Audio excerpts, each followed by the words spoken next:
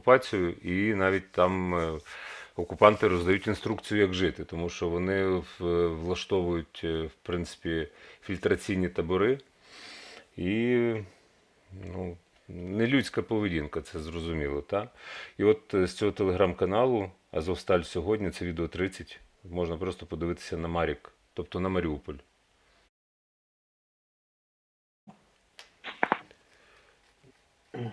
Ну, відео без звуку.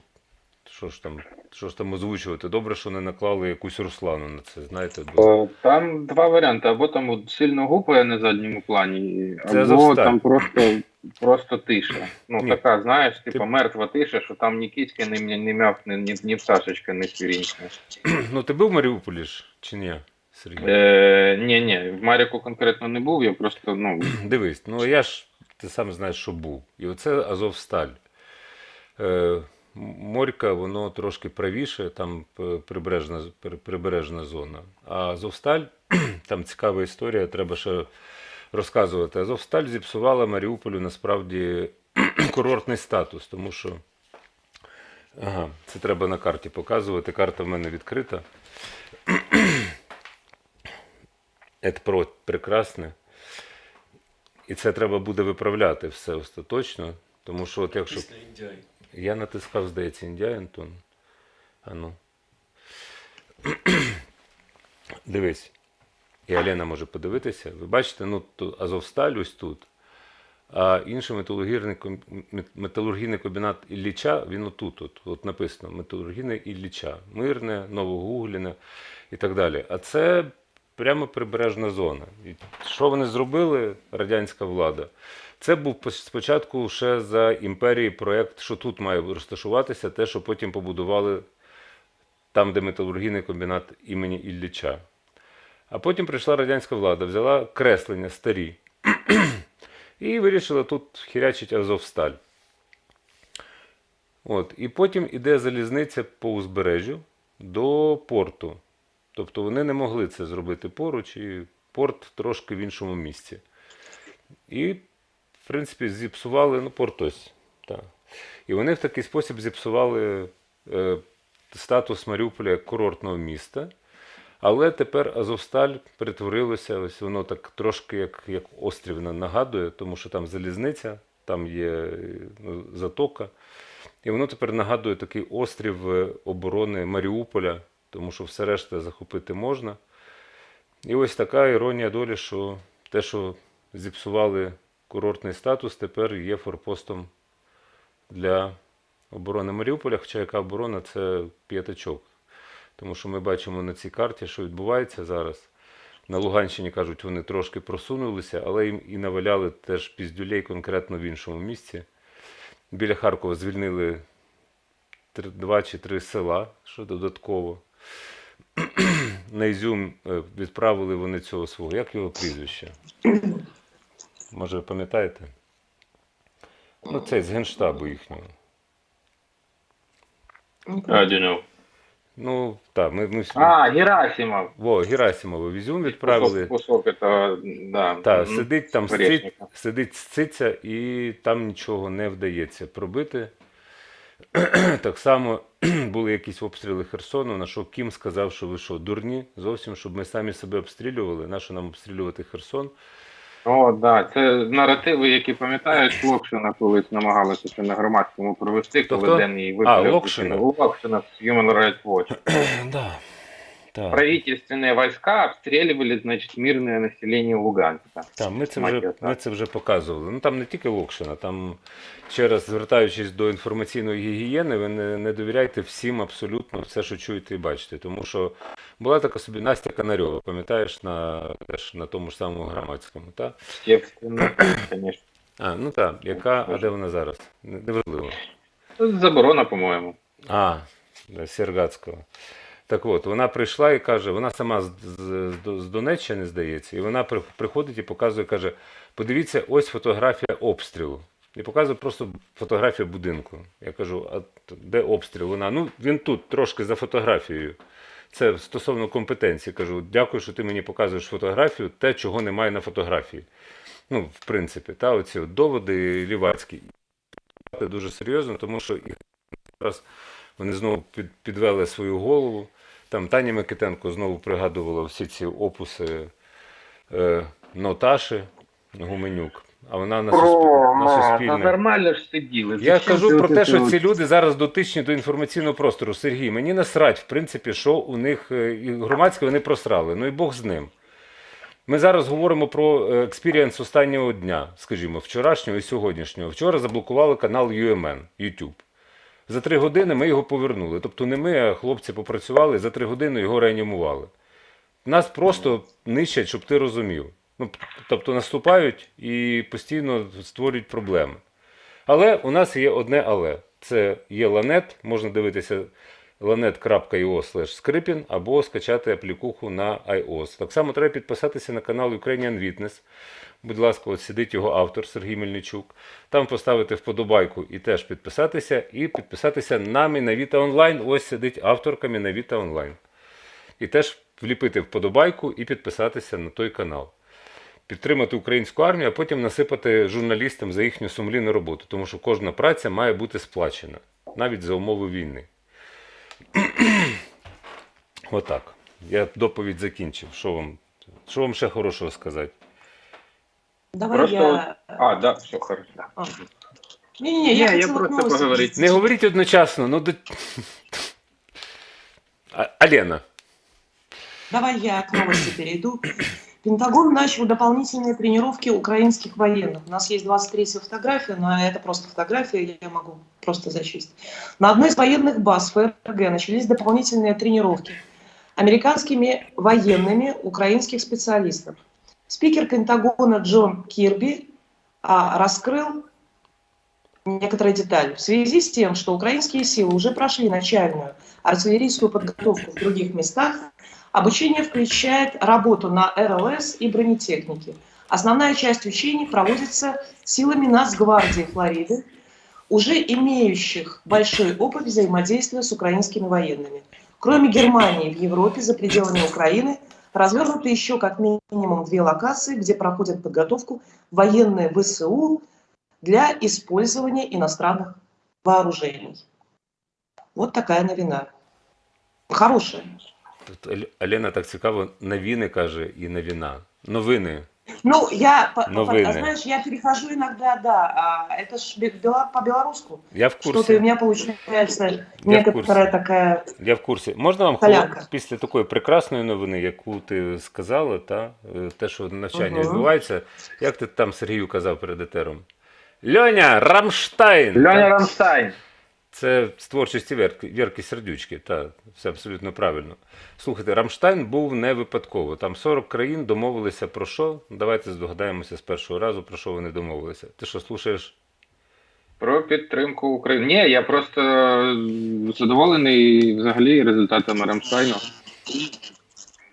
І все, щоб зараз не говорили московіти, для них є проста відповідь Рамштайн. І це ж соліст Рамштайн, як його? Я не пам'ятаю того гамнюка того. Я пам'ятаю, що він переспівав російською мовою, ну, типу, не переспівав, кавер робив на Любимий город, може може спать спать. Так це ж до фільму, який вони випустили, і він там чомусь вирішив заспівати. І отут іронія долі знову. Я просто, вибачте, вже трошки виснажений, тому що я читаю дуже багато всяких потоків інформаційних. Вночі я читав про Пушкіна в Вікіпедію, його біографію. Раджу всім почитати, причому російською мовою. Це просто якийсь йобаний піздець, я вам скажу чесно, про цього Пушкіна. Але Рамштайн, він заспівав, і іронія долі, знову зациклення відбувається. Я постійно буду згадувати про Уробороса, який, знаєш, от все має повернутися, зациклитися і самоліквідуватися за великим рахунком, все погане. Тому що от Рамштайн, група Рамштайн, ось він заспівав, а ось вам на базі Рамштайн в Німеччині. Так, абсолютно точно. Я, в принципі, до нього так якось більш позитивно ставився, бо він там хуліганив дуже багато, знімався в кліпі, показував пісюн з московськими блядями, це правда. Але його ж він потім поїхав в Московію, а його звідти взяли і викинули, сказали, вам тут не місце, якщо ви таке виробляєте. Тобто там знову іронія долі на іронії долі. Так що Рамштайн – це тепер наше гасло. Там найцікавіше, про що варто в контексті Рамштайну говорити, що там зібралося б не просто 40 країн, а 40 країн, які вкупі формують 60% ВВП всього світу. На минуточку. Тобто там, типу, якщо зараз тепленькая пойдет, а вона вже, наскільки я знаю, то все буде добре. Значить, смішні новини на цьому тлі. Для того, щоб, ну, відповідно до редакційних настанов BBC, як би хтось сказав, для балансу. Сергей Лавров считает, что военная операция России на Украине вносит вклад в освобождение мира от гнета Запада. Просто вдумайтеся в фразу. Освобождает мир от гнета Запада. Значит, гуны в свое время освободили мир от гнета, значит, римской культуры. Варвари. Соответственно. Ну, естественно. Барбаріанс, так. Вони ж Конечно. так. Конечно. І вони якраз були з Німеччини, знову іронія долі. Але, ну і знову зациклення певне. Великий привіт Штольцу. Ну, не знаю, ты сказал, что ты вчера читал Пушкина, а я вчера посмотрела перед сном старый фильм «Бункер». Последние 10 дней Гитлера. Угу. И вот когда Геббельс со своей семьей там уничтожает собственных детей, да, вот у меня такая сразу параллель мне вспомнилась. Жена Геббельса говорит: зачем мне мир, где нет национал-социализма и моим детям? И я сразу, знаешь, вспомнила слова Путина, когда он это говорил, там, я не знаю, простите, была, когда он говорил: зачем нам мир, если в нем не будет России? Это, по-моему, было там год назад или когда-то, и, в общем, было уже все понятно, что будет с ним и что будет дальше. Розумієш, тут є цікава історія про те, що вони погрожують уже не вперше. Якщо ви це зробите, то вам всім срака, казав Путін неодноразово. І до коаліції, її вже можна, можливо, і так називати, та, що утворилася в Рамштайні, долучилися безліч країн, ну не безліч, а 40, окей, тобто об'єдналися. І як він собі уявляє молнієносні удари, і їх не відбувається, тому що постачання зброї відбувається, навчання українських військових відбувається, і воно відбувається, причому тишком-нишком. Якщо хтось думає, що перший день цих навчань, то вже минає третій тиждень, ну такими скромними підрахунками. Так що, як каже Тарас Білка, якого ми пізніше подивимося, не стять, все відбувається за нашим планом і за планом глобальної коаліції, яка хоче чого? Вибачте. Перемоги над фашизмом. Я там трошки, значить, кинув дуже... розвал імперії. Так. Інтересне відео. Є воно у вас. Клас. Ну, тоді я не буду. Там, значить, дуже красиво лягає артилерія, значить, тупо квадратом випилює 30 одиниць ручневої техніки. Це 21 відео, якщо я не помиляюсь. 21, да. Там просто, це от в контексті про те, що ми говорили. Подивіться просто, як красиво воно там все, як вишиваночка. Сергій, красиво та красиво, велике будівництво, шкода. Стільки набудували і знову треба буде відбудовуватися, так? О, повір, це не найбільша проблема. В Бучі, ота вулиця, яка сама була розвалена, вона десь за тиждень фактично вже повернулася до нормального вигляду. Ну, типа, не повністю там з будівлями, з усім, але асфальт вже такий вкатаний, що можна як по зеркальцю їхати. Тому, ну, типа, відбудує. Дуже багато є, кстати, волонтерів, які їздять Київщиною зараз, і ми їх зустрічаємо дуже часто, які своїм коштом перекривають там дахи в будівлях і так далі. Ми все відбудуємо. І Маркус, до речі, ми коли з ним говорили, він каже: якщо у вас поблизу бойові дії, виїжджайте, Бог з ним заселимо, все відбудуємо, все буде хорошо. Так що велике будівництво, звісно, жалко. Найголовніше просто, щоб потім на відновленні не почали красти гроші. А так відбудуємо все. Так, для цього треба Гетманцева зняти з посади бюджетного комітету, будь ласка. Чи який там він комітет очолює. Я написав пост, тому що це шкідник номер 1. Тобто люди все, що роблять, у нас є Гетманцев, який це все нівелює. І ти ж пам'ятаєш, Олег Бондаренко, Птах, так? Да, пам'ятаю. Так, от на Ютубі я не на Ютубі, я зараз навіть на Фейсбуці знайду і хотів би, щоб він просто висловився сам. Він треба пояснити, він був звукорежисер, знову про громадське згадуємо, на громадському, і він потім воював на фронті, те, що в Україні назвали АТО. Так от, Птах Метис, він здається. Птах Відьмак. Данило Все. Гетманцев, голова Комітету Верховної Ради з питань фінансів, податкової та митної політики. Ну от, власне, і цієї людини не має там бути, тому що це лівак за поглядами, людина не капіталіст, яка постійно намагається обідрати всіх довкола, усіх українців, скільки б ви не заробили, він намагається здерти з вас останню шкуру. І навіть під час війни. Знову, військовий збір 3% він хоче зробити. Я не кажу, що не треба гроші на військо збирати, он там QR-код, будь ласка, на військо можете кинути. І ось вам це навіть більше, ніж 3%. Скільки зібрав Чмут? Пам'ятаєш, не пам'ятаєш? І я не знаю. Я не в курсі. Тому що там взагалі якісь шалені суми йдуть, там мільйони доларів. І Гетманцев 3%. Я перепрошую, з якого прибутку ви будете знімати 3%? От це... Ну так в тому то й справа, що з 0% 3% виходить 0. Так що... І ну, хіба це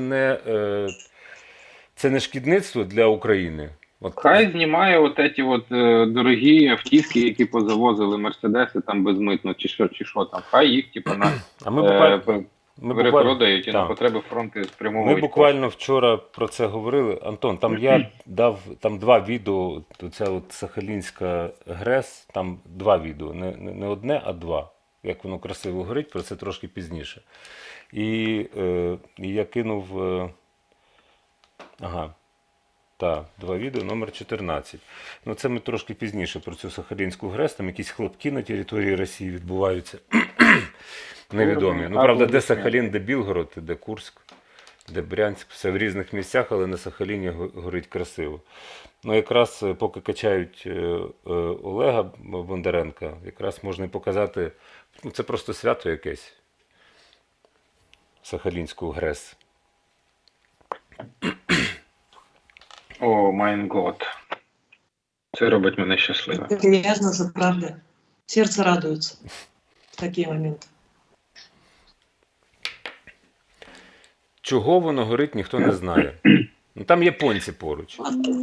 Я думаю, що якийсь дуже неуважний японський сторож, необачний Київ кинув недопалу. Инопланетяне. Неважно, да. Ні, ну ми можемо так іронізувати скільки завгодно, ну от ще далі всередині, розумієш? Але просто реально зараз щось так масово, цих хлопків в них на території, щось горить постійно. Ну, А це називається «Не грози Южному Централу, попиваю сок у себе в кварталі». На секундочку. Я думаю, що вони, не росіяни одні, вміють гратися в такі погрози, знаєш, типу, і в диверсії. Це ж може бути хто завгодно і абсолютно не афішуючи своєї діяльності, який-небудь там, умовно кажучи, це не офіційна заява, це власне там суб'єктивна позиція. Типу якийсь Масад умовний, чи Хезбола, чи все що завгодно. От просто десь вони когось десь так заїбали настільки, що вони такі, ну ладно, ми зараз під шумок вам там, де Сахалін, добрий вечір. Ну ми ж не знаємо, правда? Мы уже... Ну так, ну помнишь, мы уже говорили, что это вот такая приметы агонии империи. Это уже было при распаде Совка, когда все горело, Чернобыль, садились летчики там на Красную площадь, этот Руст, по-моему, или РУЦ, не помню, не работала система ПВО. Вот то такие приметы распада, да, они видны.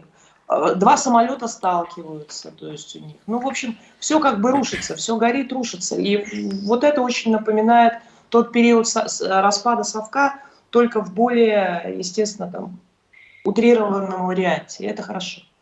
Меня это радует. Мне это приятно видеть. Я думаю, всем так, это приятно. Власне, згадав це прислів'я, що історія повторюється як фарс. Хочете вас розважу трошки, що повідомляють їхні пропагандони. Бо я читаю всякі пабліки. Российские военные сбили 3 Байрактара ТБ-2 в небе над Украиной высокоточными Пустой ракетами. бутылкой водки. Высокоточными ракетами ударили по 5 военным объектам ВСУ, среди которых склады боеприпасов и горючего. Авиация уничтожила 120 украинских националистов, сообщили в Міноборони Росії. Це на повному серйозі. Тобто я...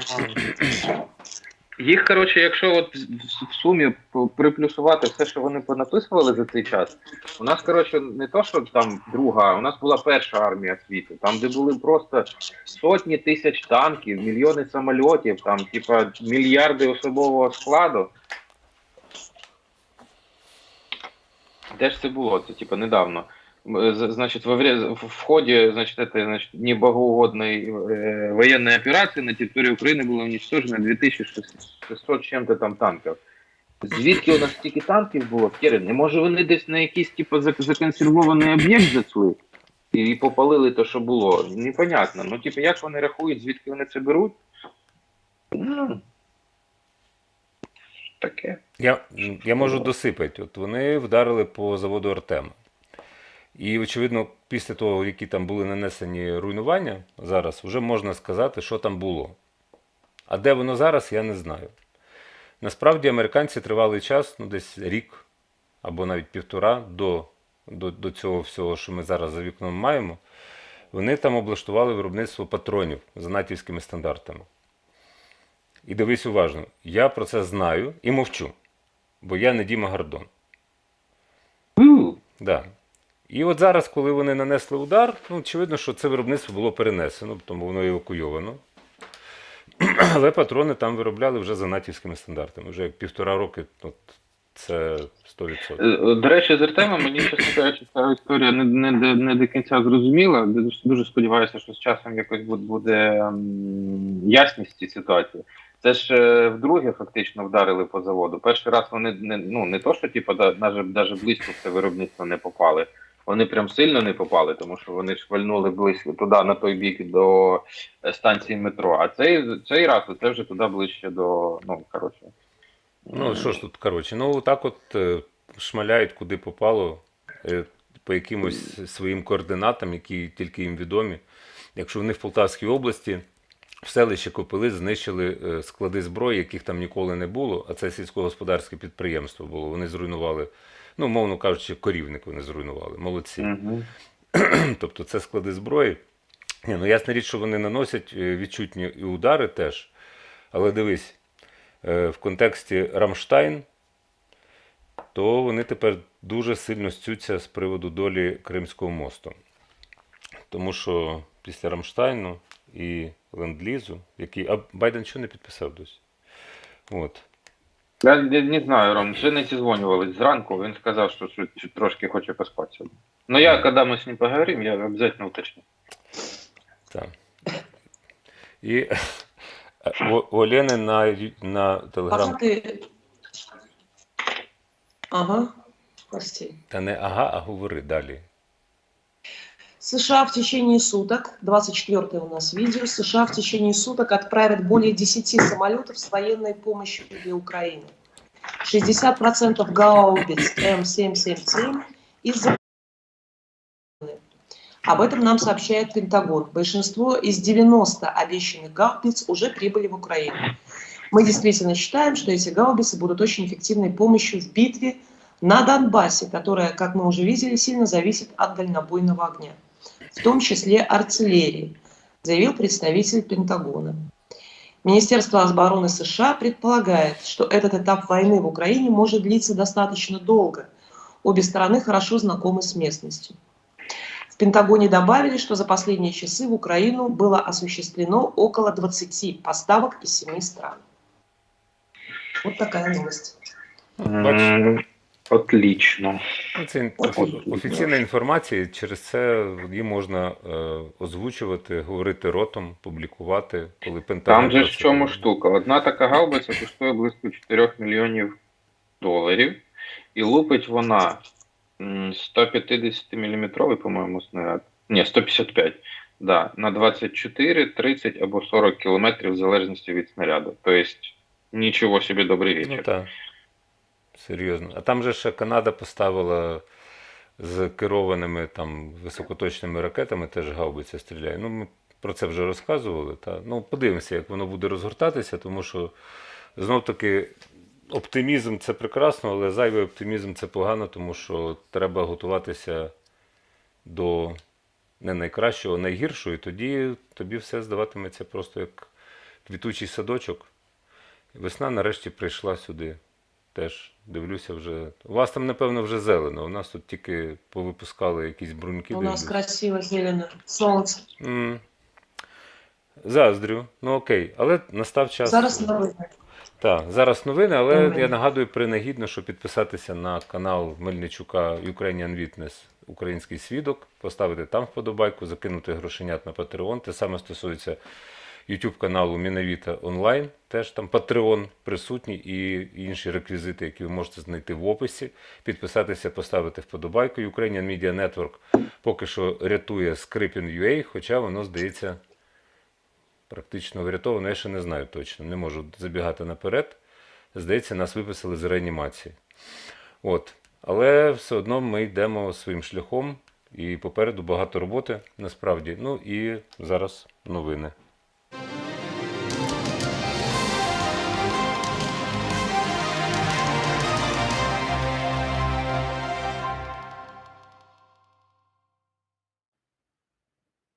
Вітаю! В етері новини для вас працює Устим Корда. Субота 30 квітня на календарі. Триває вже 66-та доба повномасштабної війни Кацапні проти України. Генеральний штаб Збройних сил України інформує про бої на східних та південних вогневого ураження підрозділам Збройних сил України. На Ізюмському напрямку російські підрозділи намагалися вести наступ у напрямку населеного пункту Сулигівка і Довгеньке. Успіху не мали. З метою посилення угрупування ворог переміщує окремі підрозділи з Білгородської області до району міста Ізюм та намагається розгорнути сили і засоби протиповітряної оборони. В східній операційній зоні продовжується наступ на Лиманському та Сєвєродонецькому напрямках. Ворог намагається завершити захоплення Рубіжного. Успіху немає, бойові дії тривають. Не припиняються артилерійські обстріли підрозділів наших військ на Запорізькому напрямку. А на Миколаївському напрямку противник активізував з метою викриття наявності та характеру дій резервів. Головне управління розвідки повідомляє, що український спротив може зруйнувати план Кремля створити так звану Херсонську Народну Республіку. Путіну до 9 травня потрібно продемонструвати свій успіх. Він усе буде робити для того, щоб будь-якими методами провести референдум та сказати, що народ Херсонщини проголосив Херсонську Народну Республіку і хоче увійти до складу Росії. Це буде подаватися як одна із перемог російських окупаційних військ на території України. Наступними кроками можуть бути Запорізька, Одеська. Це стратегія Путіна, яку він намагається реалізувати на території незалежних держав колишнього Радянського Союзу, заявив представник Головного управління розвідки Міністерства оборони України Вадим Скібіцький в ефірі телеканалу «Настоящее время». Проте, за словами представника воєнної розвідки, зірвати референдум та всі плани окупантів зі створення так званої ХНР може спротив і активна позиція громадян України на тимчасово окупованих територіях. Росіяни розстріляли 2 евакуаційні автобуси в Попасній на Луганщині із водіями втрачено зв'язок. Про це зранку повідомив керівник Попаснянської міської військово-цивільної адміністрації Микола Ханатов. Учора ми евакуювали з Попасної 31 особу. Охочих було значно більше, тому відправили до міста ще 2 автобуси. Відомо, що вони дісталися населеного пункту та попали під обстріл ворожої ДРГ. Автобуси розстріляні. Зв'язку з людьми, які перебували у транспортному засобі і організовували евакуацію, немає. Також окупанти обстріляли Дніпропетровщину. Приліт був по Синельниківському районі. Ракета влучила у фермерські склади. Ніхто не постраждав, як повідомляє голова Дніпропетровської обласної військової адміністрації Валентин Резніченко. А в Харківській області на Ізюмському напрямку українські нацгвардійці спільно з артилеристами Збройних сил України завдали удару по місцю розташування російських військ, знищивши понад 30 одиниць техніки армії РФ. Про це інформує Суспільне з посиланням на прес-службу Нацгвардії України. За даними Нацгвардії, серед знищених одиниць техніки більше як половина танків, а також БТРи, БМД та МТ-ЛБ. А Сполучені Штати Америки протягом доби відправлять понад 10 літаків з військовою допомогою для України. 60% гаубиць М777 із запланованих уже доставлено. Міністерство оборони США припускає, що цей етап війни в Україні може тривати достатньо довго. Обидві сторони добре знайомі з місцевістю. В Пентагоні додали, що за останні години в Україну було здійснено майже 20 постачань із 7 країн. США вимагають від Індонезії, країни-господаря саміту Великої Двадцятки, скасувати запрошення Росії, заявляє прес-секретар Білого Дому Джен Псакі. Індонезійці в цей час хочуть всидіти на двох стільцях, тож запросили на G20 і Зеленського, і Путіна. Обидва запрошення прийняли. І на завершення, сьогодні відзначається День прикордонника. Вітаємо героїв, які першими зустріли ворога на українських кордонах. На цю мить в мене все. Більше читайте на ресурсах UMN в Телеграмі та Фейсбуці, посилання на які є в описі під цією трансляцією. Бережіть себе, слава Збройним силам України!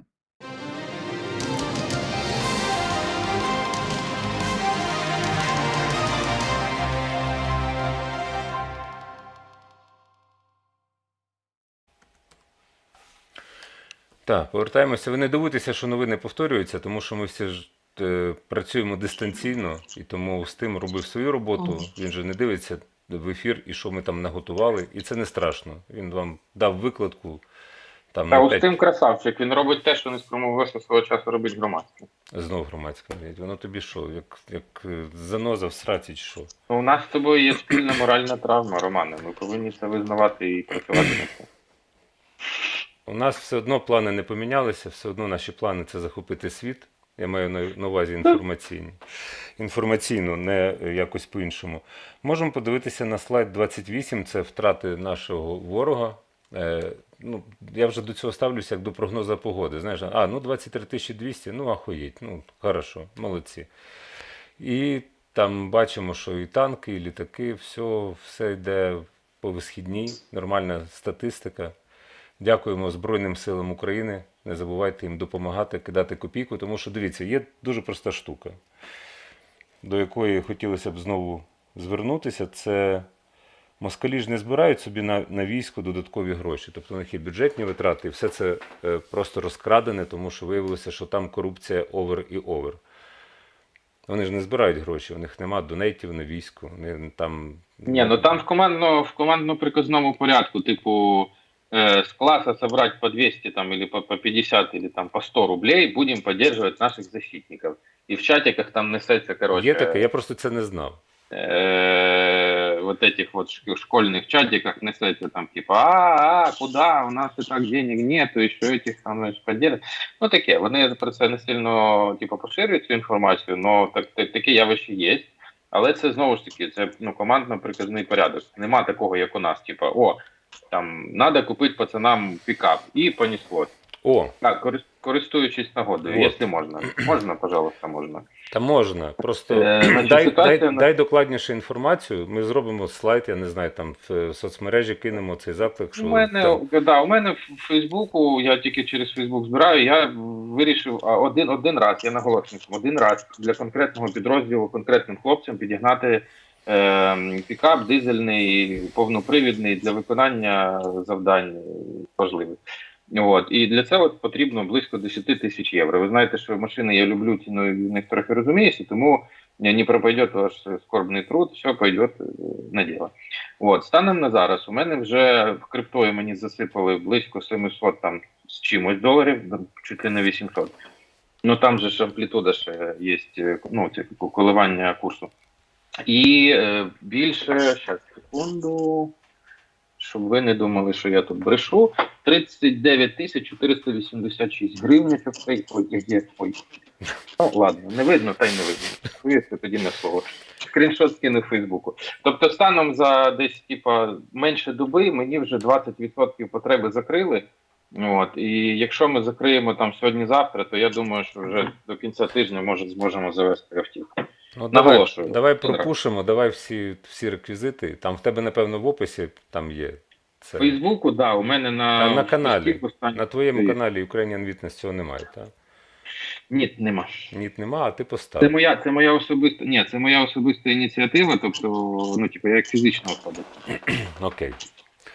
Все одно будемо сприяти, тому що ми, чесно кажучи, можливо, після 12-ї, після гімну включиться Льоха Масло, з Харкова, який Харків Help. Зараз покажемо ролик, і, в принципі, це про що йдеться, що якщо дуже хотіти, то можна збирати необхідні суми і рятувати людські життя або надавати необхідну зброю. І це нас дуже відрізняє. А оці твої історії, що там по 150 рублів вони збирають, я навіть не знаю, скільки це по курсу, якщо цей курс ще є. Ой, там це взагалі кермо. Але це нагадую, вибачте, я буду зараз цитувати радянське кіно Рязанова. Вы сдавали? Я сдавала. Сдавали? Я сдавал. Если еще кто-нибудь родится или умрет, я останусь без обеда. Знаєш, так що я навіть не буду називати фільм, з якого це цитата. Але, так, нагадаємо про Харків. Твої реквізити кидай, щось зробимо, пропушимо цю тему, тому що це важливо. Ну, А я сейчас. А про Харків, ну, тобто я ж не дизайнер, тобто я дизайнер, але я не буду під час етеру малювати слайд або робити ролик. Але ролик про Харків у нас є.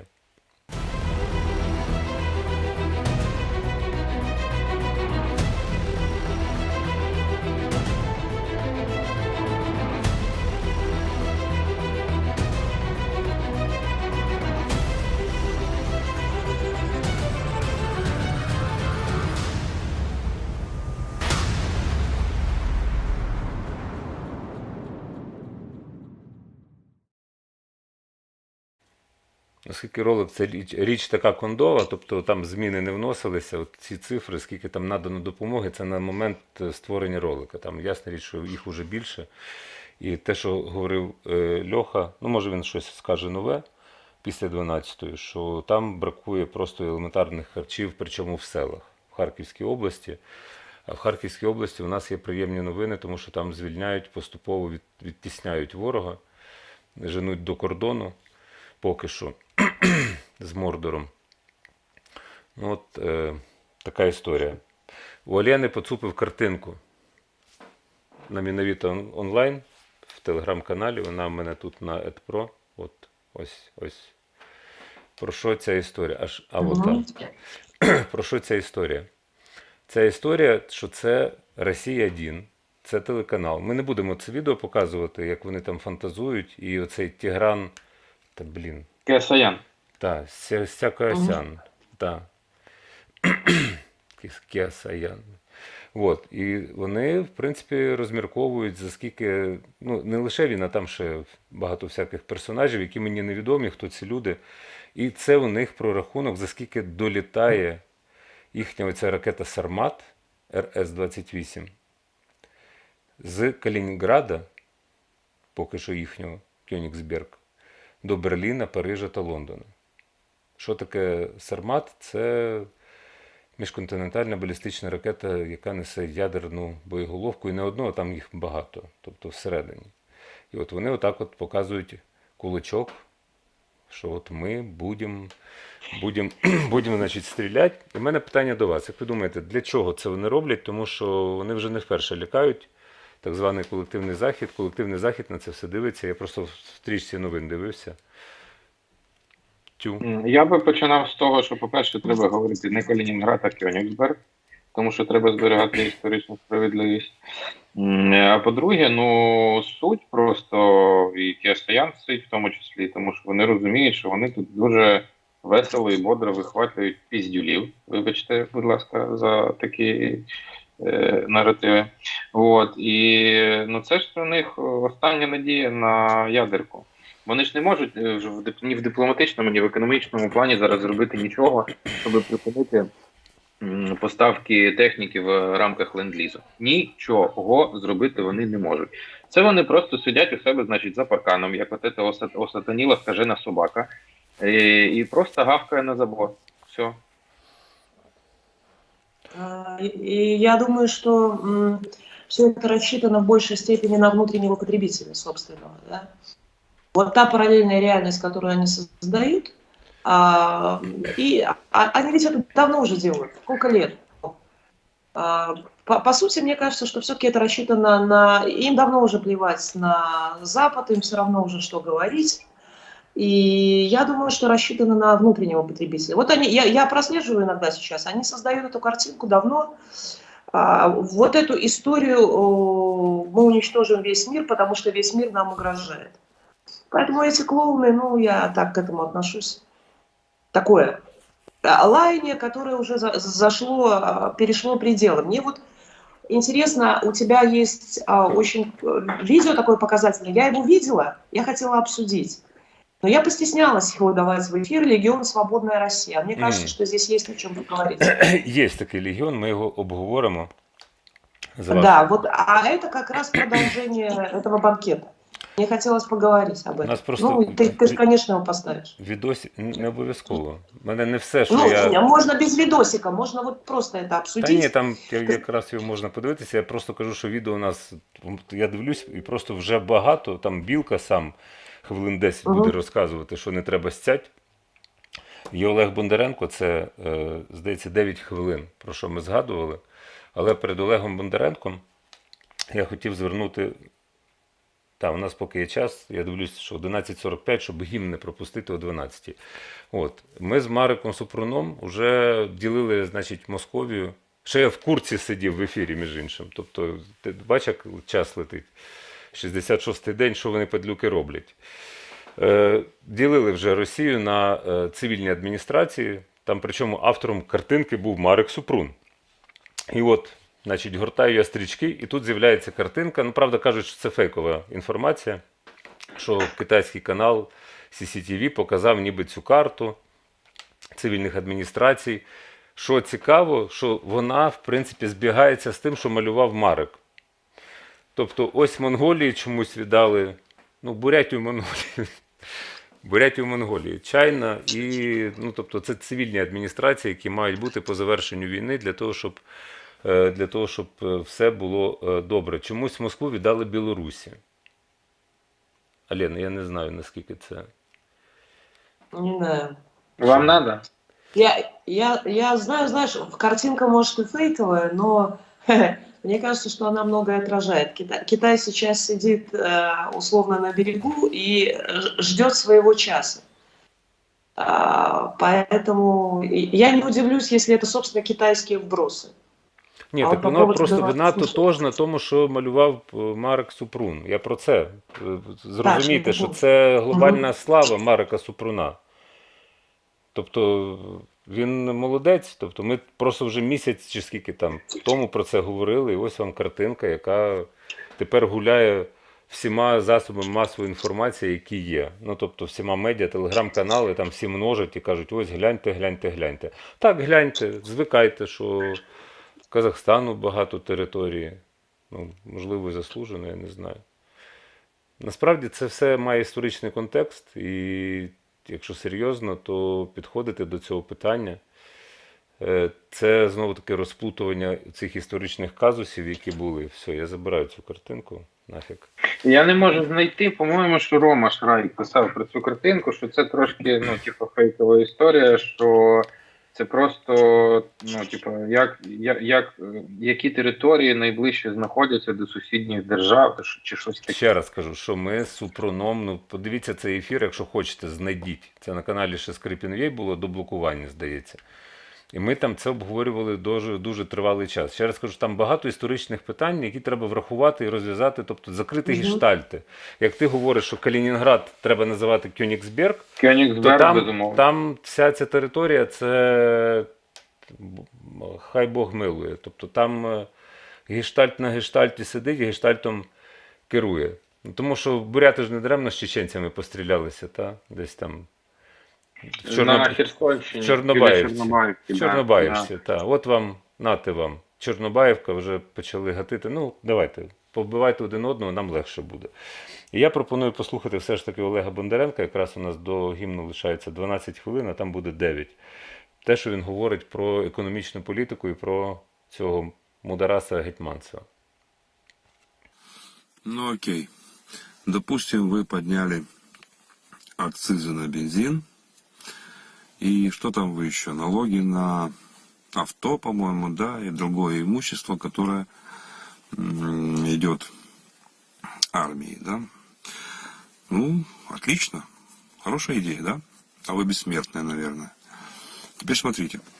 После боев в полях оставалось до хрена оружия. Где оно?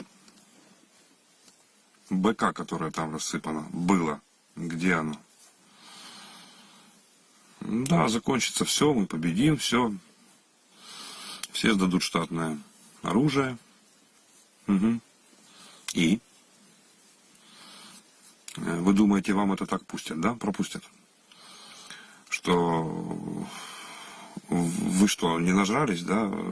Вам нужно перед ленд-лизом, где вы не можете украсть, вам нужно набить кармашки, да? Потому что потом не выйдет. Вас отодвинули уже, считайте, отодвинули от потоков. Перед смертью не надышитесь. И не съедите лишнего. Не сможете. Смотрите, за кордоном перед границей стоит очень много техники и снаряжения для ЗСУ. Проблема не на нашей стороне, не на польской стороне, например, или там на другой стороне. Проблема на нашей стороне. Вы в курсе, что французское посольство начинает процедуру разбирательства, куда девается гумпомощь, которая сюда приехала от них, с Европы в принципе. Это только начало. На ленд-лизе вы тоже не заработаете. Ну, вы же поняли уже, да? Что, все, потоки закончились? Надо срочно поднимать налоги? Кто из вас лично мне это скажет? Кто рискнет? Показать, на чем я езжу? Машина 96-го, по-моему, года. Еле едет. А я тащу за собой прицеп с пулеметной станиной. И он может оторваться в любую секунду. Это моя личная машина, получается. Вот там стоит еще одна личная машина. Вон там, перед моей. За моей стоит еще одна личная машина. Мы воюем на своих машинах. Вы там не нажрались, я так вижу. Ну-ну. Вот мы, военные, мы ждем, когда вы сделаете вот тот самый неправильный шаг. Дайте нам повод. Дайте. Воевать мы умеем. Навыков, поверьте, тоже хватает. Не советую вам опять вот наступать на те же грабли. Не советую. Вы о другом сейчас подумайте. Откройте границы для всего того, что стоит там и ждет. Там ждут теплики, там ждут ночники, броня, машины, комплектующие, все, что хочешь. Это ждет там. Там очереди в несколько километров. В ваших интересах это все сейчас запустить сюда и быстренько раздать по войскам. Быстро. Бо пацаны злые. Это вы там на Банковой сидите и не знаете настроения здесь. То вас же порвут, как тузик грелку. Вот поверьте, если передо мной станет такая задача, я собаку спущу. А она может. А таких собак много. Не только собак. Людей. Вас порвут. Не делайте этих ошибок. Не наступайте на те же грабли. Откройте все. Снизьте полностью. Обнулите все свои там, налоги, пошлины и так далее. Война в стране. Армию снабжать надо. Или вы подумали, оба-на, ленд-лиз, сейчас все прилетит. Ага, такие же шанс, типа, да, хотя бы на этом заработать. Хрен вам. Вы не заработаете на этом. Мы вам не дадим. Кто там, Гетманцев? Это ты там такое придумал? Ну-ну. Давай ко мне на позиции, Гетманцев. Налоговик ты наш. Мега. Вот тут вот. Вот буквально километра 3-4 отсюда. Вот там есть очень интересное поле. А перед ним речка. А вот тут мы. И ты прогуляешься через это поле к речке и назад. Ну, куда-то ты дойдешь. А потом тебя не станет. Потом одна нога там, правый глаз там, ухо где-то на ветке висит. А там, где ты был, будет большая-большая яма, воронка. А почему, знаешь? Потому что у саперов нечем. Ну, есть, конечно, чем. Но все это поле было бы давно проверено, если бы у нас было достаточное количество оборудования для его проверки. Если бы у нас было достаточное количество подготовленных специалистов. Мы готовимся сейчас прямо здесь. Мы учимся прямо, ну, кое-что умеем, но те, кто приходит, они учатся прямо здесь, в боевых условиях. Вот туда нужно направлять все деньги, все усилия, все знания и желания и стремления. Вы дебилы, вы не понимаете, что если опять что-то где-то куда-то не так сдвинется, ну, аэропорты для вас будут закрыты. Машины тоже. Вы не проедете никуда. Потому что Такий монолог, я дивлюсь на чат, і тут, що ви зраду розганяєте і так далі, і тому подібне. І якби ми не знали Олега, то я б, може, кажуть, що це за швець новоявлений. Ви, як би культурно це сказати, людина воювала. І ми цю людину, і Сергій, і я знаємо. І він говорить Банкова, ну, насправді звертається до Гетманцева, ну, менше з тим. І він має рацію, тому що Гетманцев, реально, я вже говорив, що він шкідник для України на сьогоднішній момент. Якщо можна, я би додав пару копійок. Дивіться, яка ситуація склалася. В перші дні війни ешелон можна було запустити в Україну по дзвінку, фактично. Ну, там плюс-мінус. Зараз для того, щоб бус звідкись кудись доїхав, треба, щоб окремий державний секретар окремого міністерства підписав листа. Ви уявляєте собі, скільки бусів зараз з усього світу мчить в бік України, і які це стоси паперів повинні лежати в держсекретарів на столах. А міністерство у нас не одне і не два, наприклад. Щонайменше. Це те, про що я чітко знаю, про що я можу говорити. А ви можете собі уявити, скільки гандонів зараз повернулися безпосередньо в Київ, які там захищали Ужгород, наприклад, від навали чеченців під Бучею. І що вони зараз роблять? А вони посиділи 2 місяці без грошей. От не було в них грошей, муток не було, потоки встали, а вони голодні, а кушать хочеться завжди. Тому давайте ми не будемо тут говорити про те, хто яку зраду розганяє, а будемо намагатися зробити правильно там, де ми є, кожен з нас. І якщо Роман вважає правильним показати думку Олега, я вважаю, що Роман правий, і не вам йому розповідати, що йому показувати в своєму ефірі, а що не показувати. Але тут треба зазначити важливу штуку, що комусь це може не подобатися. Але, кажуть, він нічого не знає, він не орієнтується. Він якраз знає і орієнтується. І повірте мені, там, порохоботи цього... Та, він, напевно, є прихильником Порошенка. Ну, це ж мене не зупиняє і, в принципі, його не робить гіршою людиною. Він прекрасно знає, про що говорить. Ми вчора за вечерю про це говорили, що уряд замість того, щоб врегулювати питання розмитнення у цих євроблях, які там нульову ставку зробили, так зробіть обмеження, щоб не завозили автомобілі люкс-класу. Ну, просто скажіть, ні, ці не будуть так розмитнюватися, а там є потреби в чому? Є в кросоверах, є потреби в бусах. Кросовери, буси і малолітражки для людей, які втратили свої транспортні засоби в ході бойових дій. Ну так. І там, це не Мерседес С-клас, це не Гелендваген. Так, це не машина 2022 року або 2020 навіть. Йдеться про те, що є необхідне і в цьому необхідність є. Якщо ви неуважно читаєте розумних людей, то хочу нагадати, що навіть Корбан написав про те, що нам потрібно створити армію цих кросоверів, поставивши на них необхідне устаткування військове і забезпечити цим фронт. Так, це один з видів зброї. Ви, якщо це не розумієте, дуже прикро. Я, наприклад, маючи навіть спокусу якусь, яку мені надав Гетманцев, якого призначає парламент на посаду, між іншим, комітету, не Зеленський, але Зеленський може дати команду, щоб більшість, вона ж монобільшість, зняли Гетманцева до бісової мами з цієї посади. Так от, навіть нема в мене бажання навіть щось займатися зараз, гнати якусь машину, когось просити пригнати машину. Там, це просто дикунство на тлі того, що відбувається, те, що ми показуємо. За вікном війна.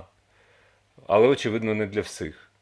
І це якраз синдром 2014 року, коли це все почалося. Ні, не для всіх, абсолютно не для всіх. Дуже багато людей, вони продовжують жити в парадигмі мирного часу.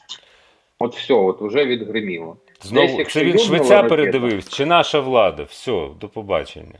опять починається. Так. Це тепер Швеця ви тулите Я всюди, не знаю, де хто хочете. такий, хто такий Швець. Поясніть мені, чому до цієї людини всі апелюють. Не знаю, Денис Перетяка, Корбан авторитет. Корбан очолює тероборону Дніпра. От просто от цим він займається. А чим ви займаєтеся? Мені Денис Перетяка, хоч ви у нас і спонсор якогось рівня, і навіть модератор, але мені невідомо.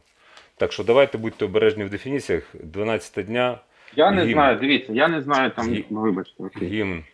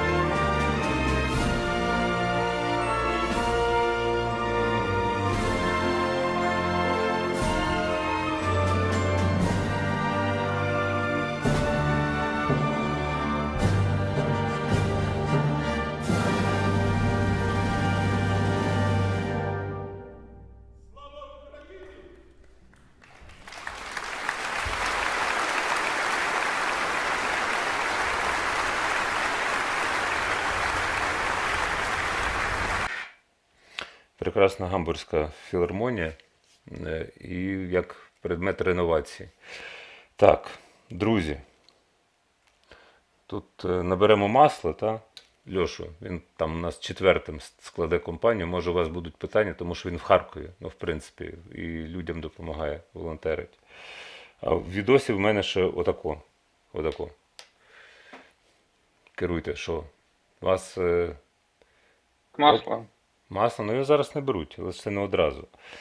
Ну окей, я можу поки що просто, ну, типу, за забезпечення армії договорити. Там мені є ще що насправді. О, давай. Тому що, ну, типу, я ж не з доброго дива взявся збирати гроші на машину. Воно мені, чесно вам скажу, ну, типу, по часу це багато, це треба звітувати, це треба кожній людині відписати. Дякую, там, що ви є, дякую, що ви нам на стільки-то коштів надали. Це потім ці кошти треба буде вийняти, якось зібрати з усіх цих рахунків, якось сформувати того листа, десь доїхати до кордону, забрати ту машину, завести її нам там спочатку на СТО, підготувати, завести хлопців.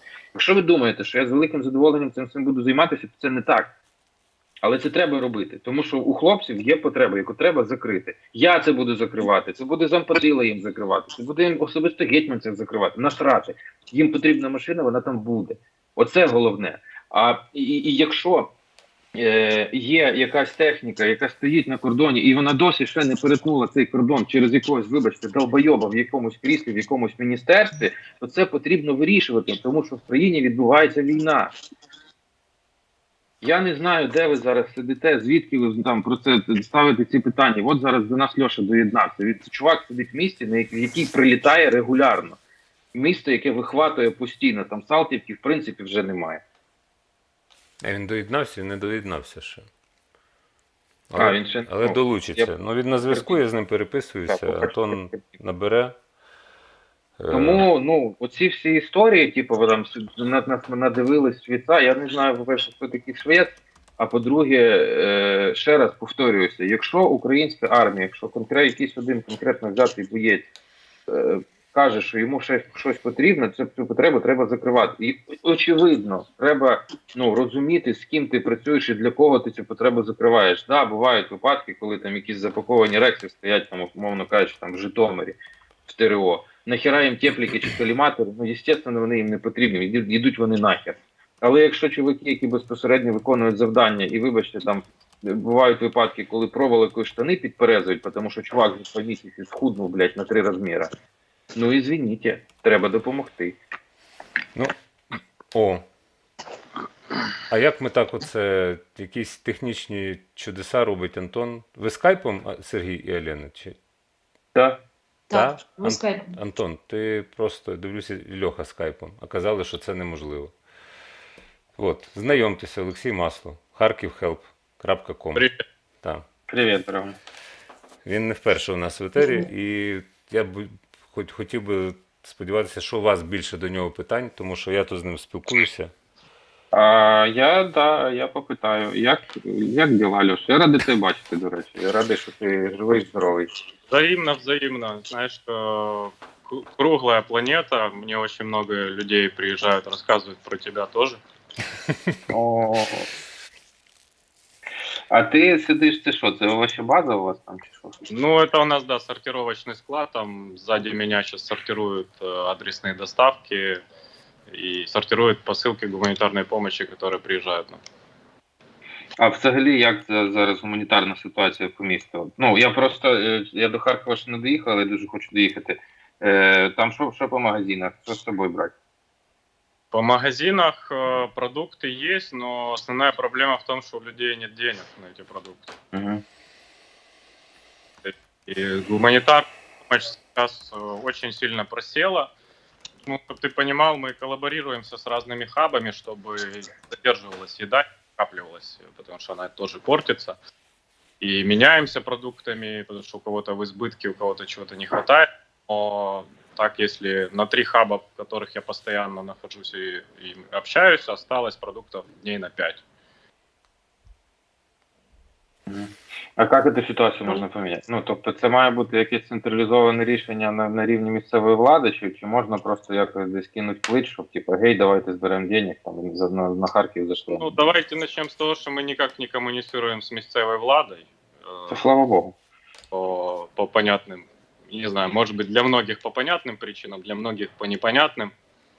В основном вся гуманитарная помощь, которая приходит нам на штаб и на соседские хабы, это знакомые, друзья, сарафанка, и люди, которые подключаются. Сейчас Киев разгрузился, на нас стали немного отгружать киевские хабы, но объемы очень маленькие. То есть мы перерабатываем в день в разы больше, чем нам привозят.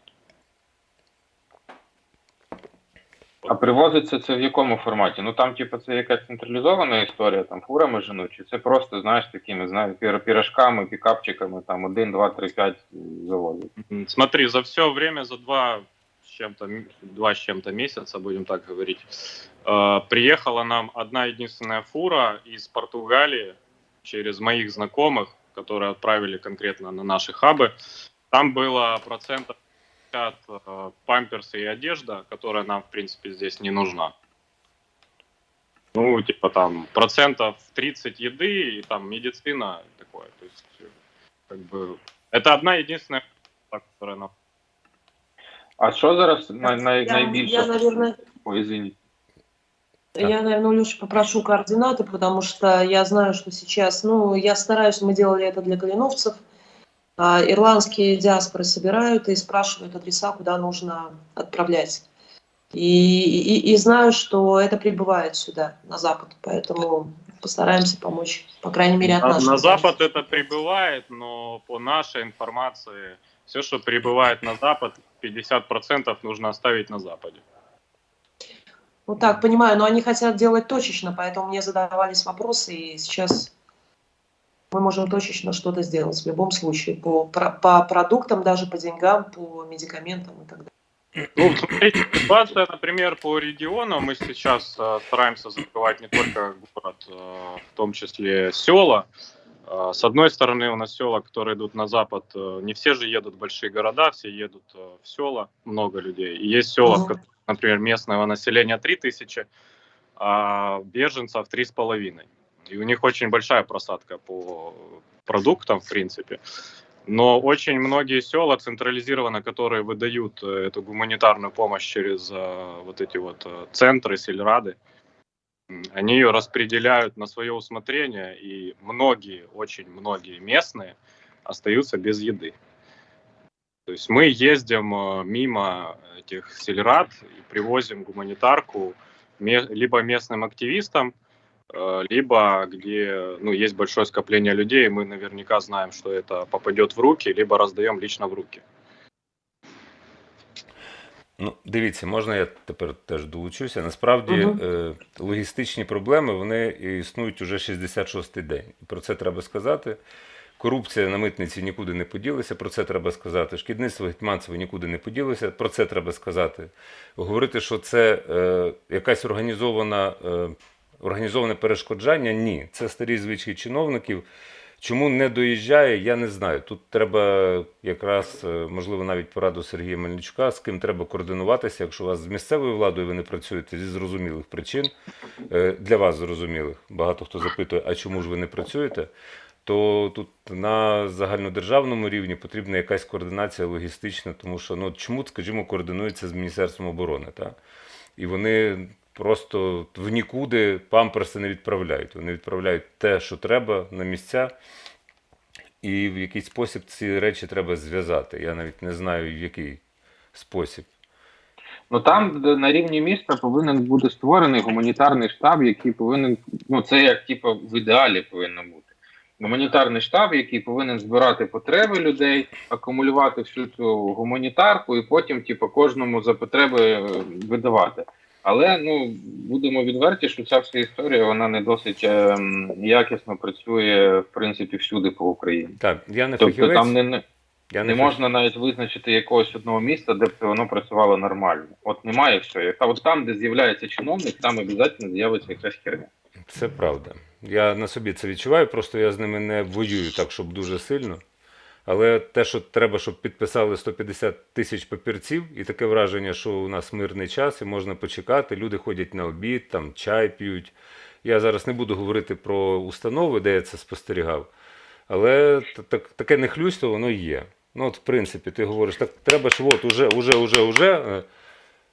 Я, по-вашому, що, на барі сидів? Знаєш, таке хамство, і я там попускаю, кажу, на барі я вас не бачив, бо сам туди не ходив, але, в принципі, ставтеся відповідальніше до виконання обов'язків. Уточнюючи питання, там в ролику ми даємо реквізити. Вам гроші, потрібні, ви щось закуповуєте, чи вам потрібно натурпродукти, що називається просто харчі, які ви розвозите? В принципе, финансы мы тратим же не только на продукты, мы их тратим также на логистику, мы тратим на транспорт. С транспортом тоже есть проблемы личным, то есть он ломается, потому что нагрузки совершенно другие на машины. У всех личные машины, это не какие-то машины, которые нам дали, в пользование. Какие-то дали, какие-то забрали. Но суть в том, что по поводу местных властей, например, приведу пример. Есть у нас район Северная Салтовка, который находится постоянно под обстрелами. Каждые 30 минут туда идут прилеты. Мы постоянно, наши волонтеры постоянно попадают под эти обстрелы. И там находятся люди, там жило в мирное время порядка 200 тысяч человек. Это очень большой густонаселенный район. Сейчас, по моим наблюдениям, то, что я вижу в подвалах, там около 1000 человек, наверное, осталось. Но это прям на окраине района, где совсем все плохо. Но эвакуировать их начали буквально неделю назад. То есть зато у нас фонтаны работают. Угу. І квіти висаджують, це тема дискутивна. Курдюкова про це висловлювалася, що вона ж теж харків'янка, що каже, з одного боку добре, а з іншого дивно. Там біля дзеркального струменю цього висаджують квіти.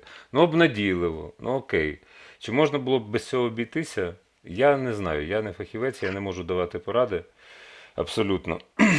Смотри, по Харькову, в принципе, очень активно работают коммунальщики, это все видят. Они переделывают коммуникации, постоянно делают свет, постоянно зимой, когда были морозы, делали отопление. То есть они работали, я не знаю, просто сверхлюди. Дороги чистят после каждых обстрелов, там в течение 2 дней уже дороги чистые, и следов только на фасадах зданий видно, что там были обстрелы.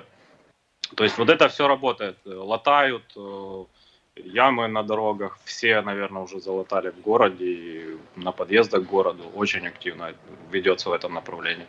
Но вот по поводу таких вопросов, куда эвакуировать лежачих людей. То есть у меня на Северной Салтовке как минимум есть парализованный человек, который лежит в эпицентре обстрела, и непонятно, куда его везти. Дивіться, знову таки, ми зараз не вирішимо, ми не логістичний центр. Там в ролику є всі координати, як зв'язатися, якщо ви хочете допомогти розв'язати питання. Можливо, ви теж волонтер, або маєте якусь посаду, можливо, ви в міністерстві навіть. У нас не всі міністерства демонструють ефективну роботу чомусь під час війни, але все одно. Тобто в ролику є всі координати, сайт просто дуже простий, kharkiv-help.com. І от вам людина, з якою треба зв'язатися. Олексій. От прямо там всі координати є.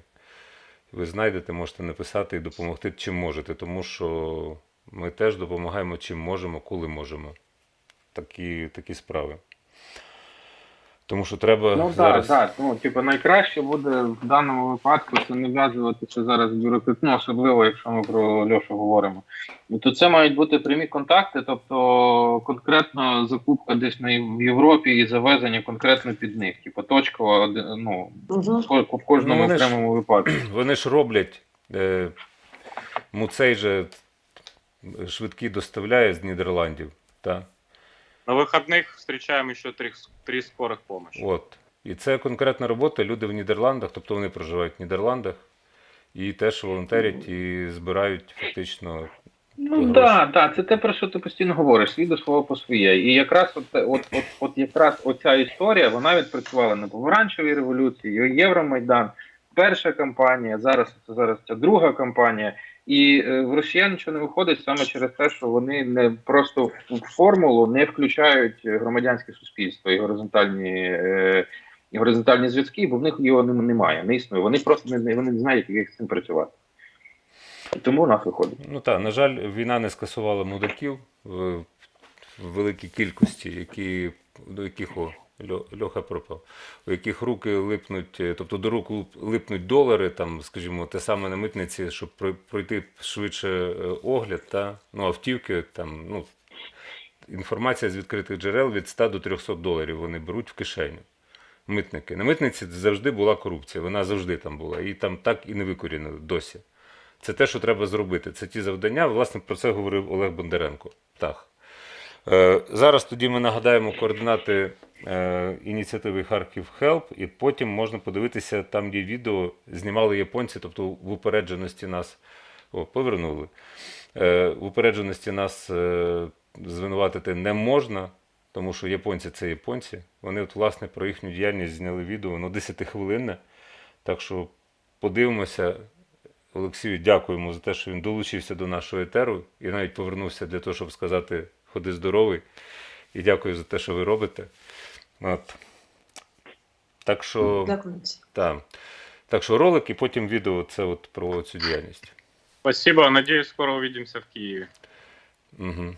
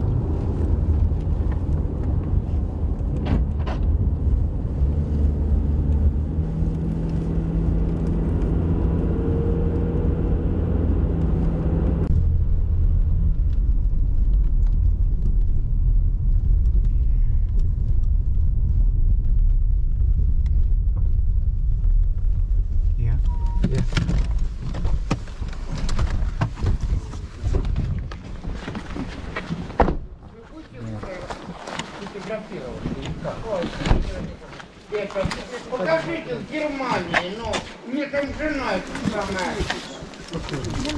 Ребенка. Тоже туда? Да. Все. Рома, тут останься. Вот Да. Вот и Рома. Здрасте. 6 этаж.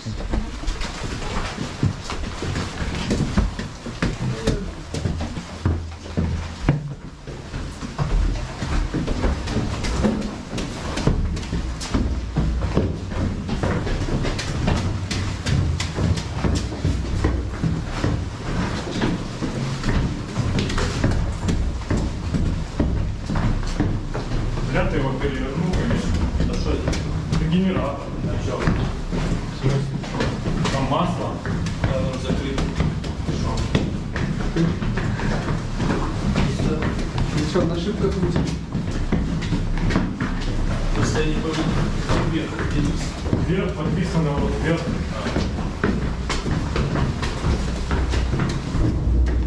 Ух! Видел ракету?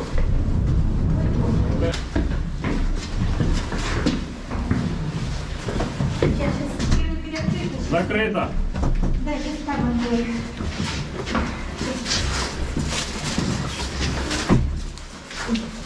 А мне пишет. Если я вам найду, куда вас вывезти, вы поедете? Да?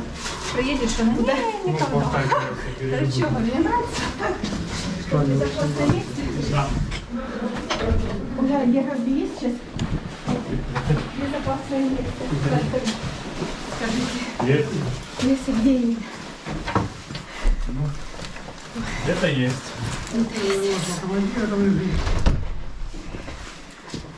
У нас дочь. Да?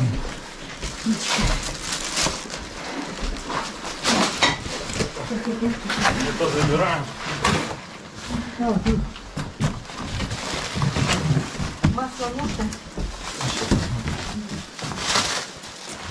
Это пустой, да? А тут есть еще, слышишь? А, это дизель, да? Там говно какое. Я вот это, бензин залил, и оно перестало работать. Ну, это дизель. Да? А я думаю, Скажите, мы включаем, а там стреляют. Ничего не случится такое, чтобы нас, если не попадут, то ничего. если не попадут. Так, это дизельный, да? Или что? Ну, видимо, дизель залили, это не Ну, я бензин. говорю, там что оставалось, Конечно, понял. просто, может, выставьте куда-нибудь в тамбур или куда-то. Чтоб ни тут не стоял бензин. Это надо выключить. Поэтому выпустим такой. Они так все стреляли. Всю ночь стреляли. Да? Оружие такого прям. Рядом где-то? Рядом попало в песочницу еще. Ой, опять, вот видите. Голову не понимаю. Вот слышите? Так, бахает. Это вы задаете, да? Да. А, хорошо. А это тут залитый уже бензин, да? Сейчас проверим. Сейчас проверим. Залит, да? Что-то бензином, да. Помочь или что? Да, я пытаюсь расчехлить его. Тут ты его перевернул. Не будем показывать пальцами кто. Сколько в день это бомбят? Каждые 30 минут. Да, бомбят. Every 30 minutes. У нее с рождения ДЦП. Рождение. Детский церебральный паралич.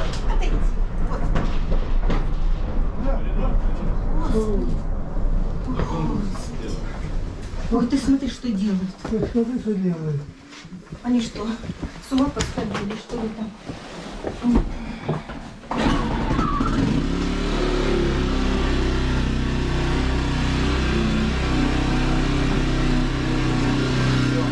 Я не достаточно понимаю.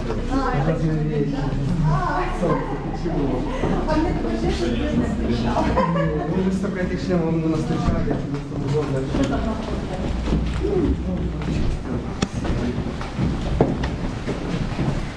Это бронишь. Мне еще не пошли, я включала. Тебе броник нужен? Да, мне же Я тебе привезу. новый. Да. Только не был, я был не буду. Я Броник тебе все новое.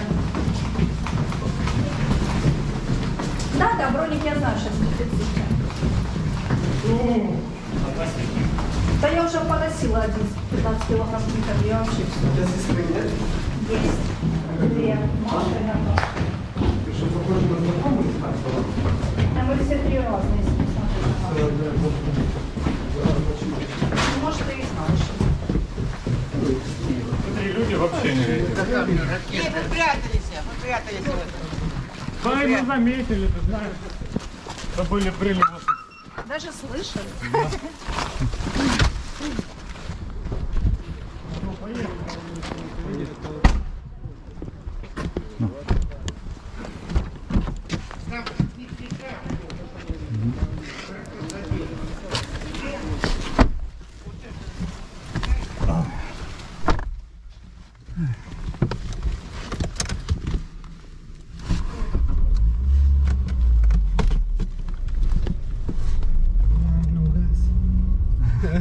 It's a joke.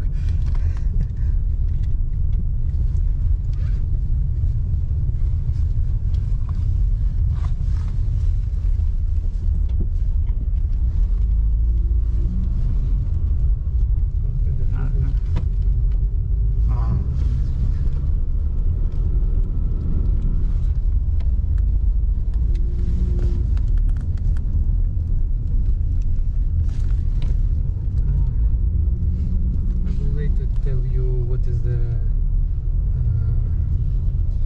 why she cannot move. It's from her birth. She when she born.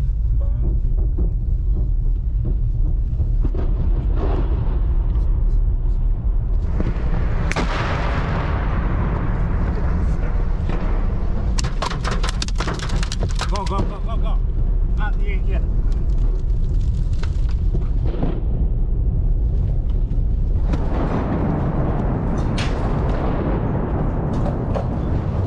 Быстро. Пойдемте посидим.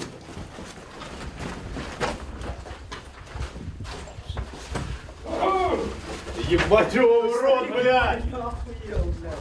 Пидорасы, блядь. Блин, гуманитарочка. Тут есть кто-то тут? Ну, тут никого нет. They told that probably Никто it не was, ранен, все нормально. they probably was checking with the drones and maybe knowing that we are here and probably. А где девочка? Можно и мне? Фух. Похоже, вижу, вы едете, Всё. падает кусок тупо Chill, стекла chill. рамы. Вы вправо. Правильно? Сигарет? Сигарет? I didn't smoke. Перекур. Сигарет? Момент. Ага, окей. Даша. Это этаж. Мы заходим в квартиру, которая 20 минут назад влетел снаряд. Ну вот, давайте для полноты. Все в щент, пожара не было.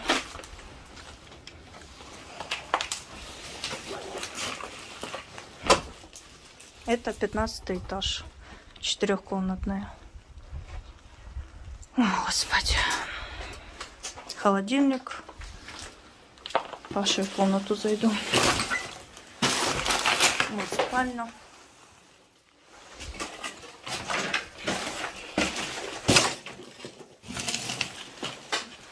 Стена полностью упала. Туалет, ванна и стена. Смотрите, вывалилась от волны все, что делали. Все накрыло. Все накрыло.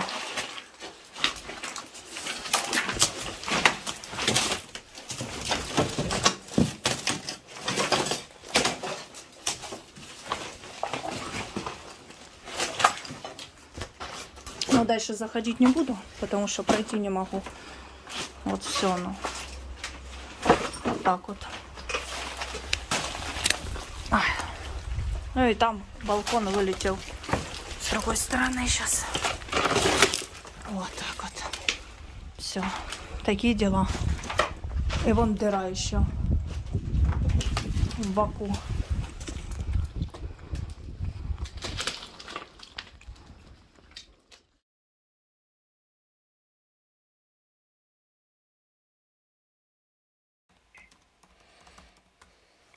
Ну, та й таке, така картина, в принципі, зараз багато де по Україні, насправді. Ну, Салтівка, якщо я правильно з відео зрозумів, що це йдеться якраз про Салтівку. Салтівка там, звісно, терпить Там. найбільше. Так і є, просто, знаєш, от ця документалістика, те, що і ви робите, Ukrainian Witness, та, підписатися на цей канал негайно, на Мінавіто онлайн, там поставити вподобайки і профінансувати за можливості. Ця документалістика важлива, тому що багато хто булки розслабив і, і не бачить реально те, що відбувається. Тобто, ну, це десь далеко. Знаєш, оце от звичка така є, ну, це властиво людям, в принципі. Що це десь далеко, але коли ти працюєш журналістом, на жаль, або на щастя, я не знаю, ти багато цього дивишся і перепускаєш через себе, і це на таке дивитися важко. Дивись, от, наприклад, вчора я коли бачу якусь халепу, ну, типу, знаєш, якусь дурню, яка мені в голову не вкладається, я її скріню, от в Фейсбуку, наприклад. Є такий місцевий ну, не паблік, це типу як місцевий ЗМІ, Маяк називається в Одесі. От у них вчора пост у Фейсбуці. Відео дня велика пожежа на сміттєзвалищі в Делі. Це в Одесі, в якій, блядь, вибачте, сьогодні-завтра з ПМР щось може прилетіти. Ну, не тільки з ПМР, там і з моря. Ну, Так, там откуда угодно. Їх цікавить те, що в Делі, тому що це дуже подібно на білоруське, вибачте, видання Хартія 97. Там війна перемежовується з котиками, блідями і Делі. І я з Радіною говорив, кажу, я тебе не розумію. Чесно. Після війни поговоримо, але я тебе не розумію. Як таке можна? Ну і москальські наративи. Тобто те, що в порядку денному у москалів. До цього ми повернемося буквально за хвилину. Ну, не за хвилину, за 5, напевно. Тому що Устим новини нам розкаже.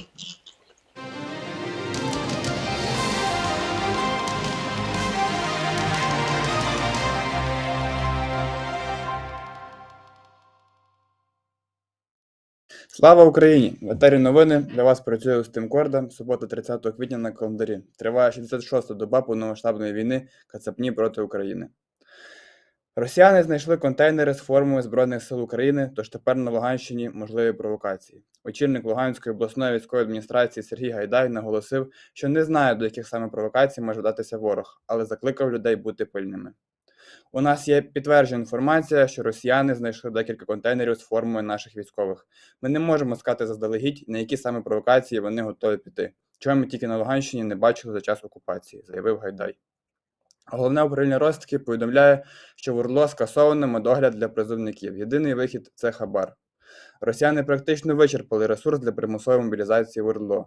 І з метою виконання встановлених планів з постачання живої сили, 20 квітня там призупинено проведення медичних оглядів мобілізованого особового складу. Офіційне пояснення – у зв'язку з браком спеціалістів. Наразі потенційні призовники не мають змоги отримати документи, що підтверджують будь-які проблеми зі здоров'ям. Тим, хто має явні проблеми з здоров'ям або встиг отримати на руки необхідні документи, все одно мобілізують, але розподіляються у підрозділи матеріально-технічного забезпечення. Більше того, окупанти розстріляли два евакуаційні автобуси Попасній на Луганщині, і з водіями втрачено зв'язок. Про це зранку повідомив керівник Попаснянської міської військової цивільної адміністрації Микола Ханатов. Учора ми евакуювали з Попасної 31 особу. Охочих було значно більше, тому відправили до міста ще 2 автобуси. Відомо, що вони дісталися населеного пункту та попали під обстріл ворожої ДРГ. Автобуси розстріляні.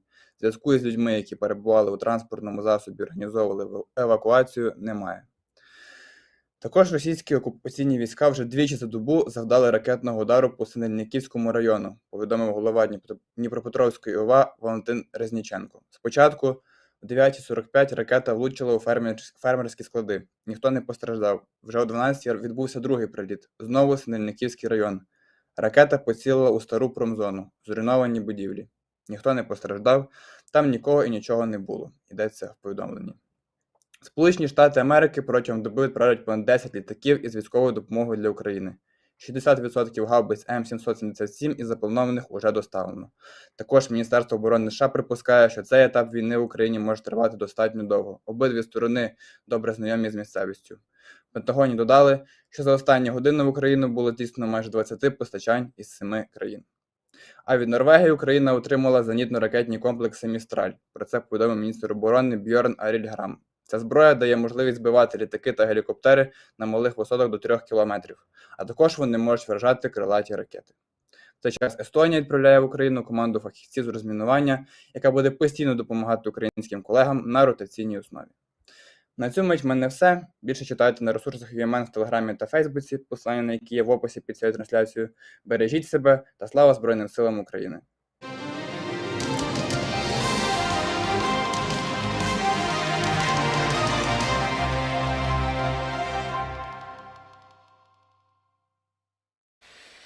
Так, вертаємося в студію. Тепер у нас не так багато відео, не переживайте. Скоро скінчиться наш, так би мовити, оцей блок. Для Алєни, оскільки ми зачепили цю тему, та, от як ти, Сергій, сказав, що там якесь видання, там одеське, припустимо.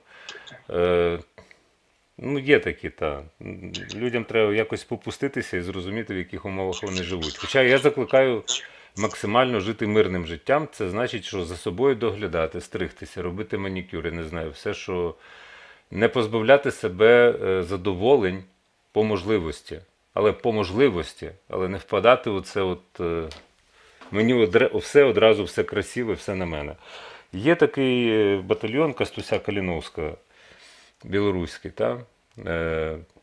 і щось там не склалося з погонею, з батальйоном, але це окрема тема, я не буду її досліджувати. А от батальйон Кастуся Каліновського виконує гімн «Перемога». От це 26-те відео. Для того, щоб перейти на цю тему, можемо послухати і отримати задоволення теж.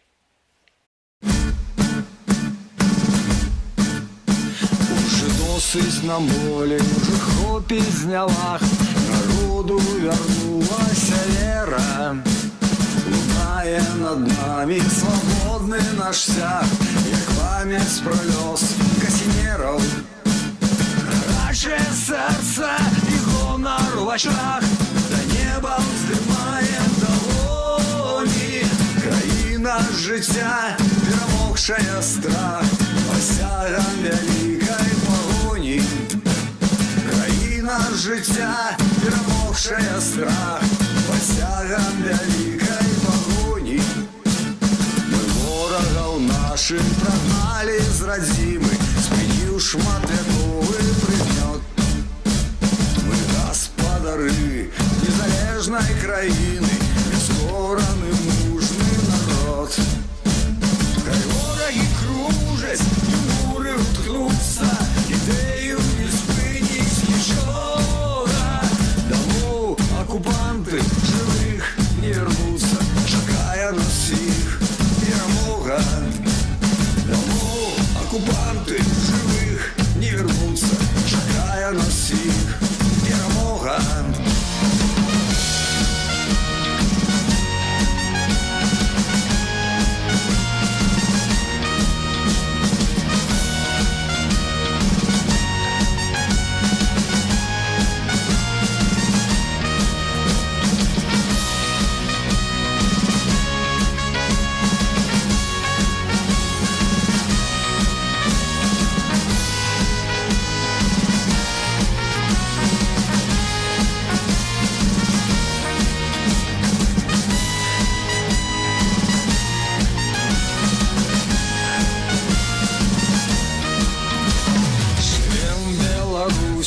Светлой земли и мирное небо над нами. И на усім до свободы пришли, все лепей живется с годами. Гарячее сердце и гонор в очах, до неба вздымаем долони. Країна життя, перемогшая страх, посягом великой погоні. Країна життя, перемогшая страх, посягом великой погоні.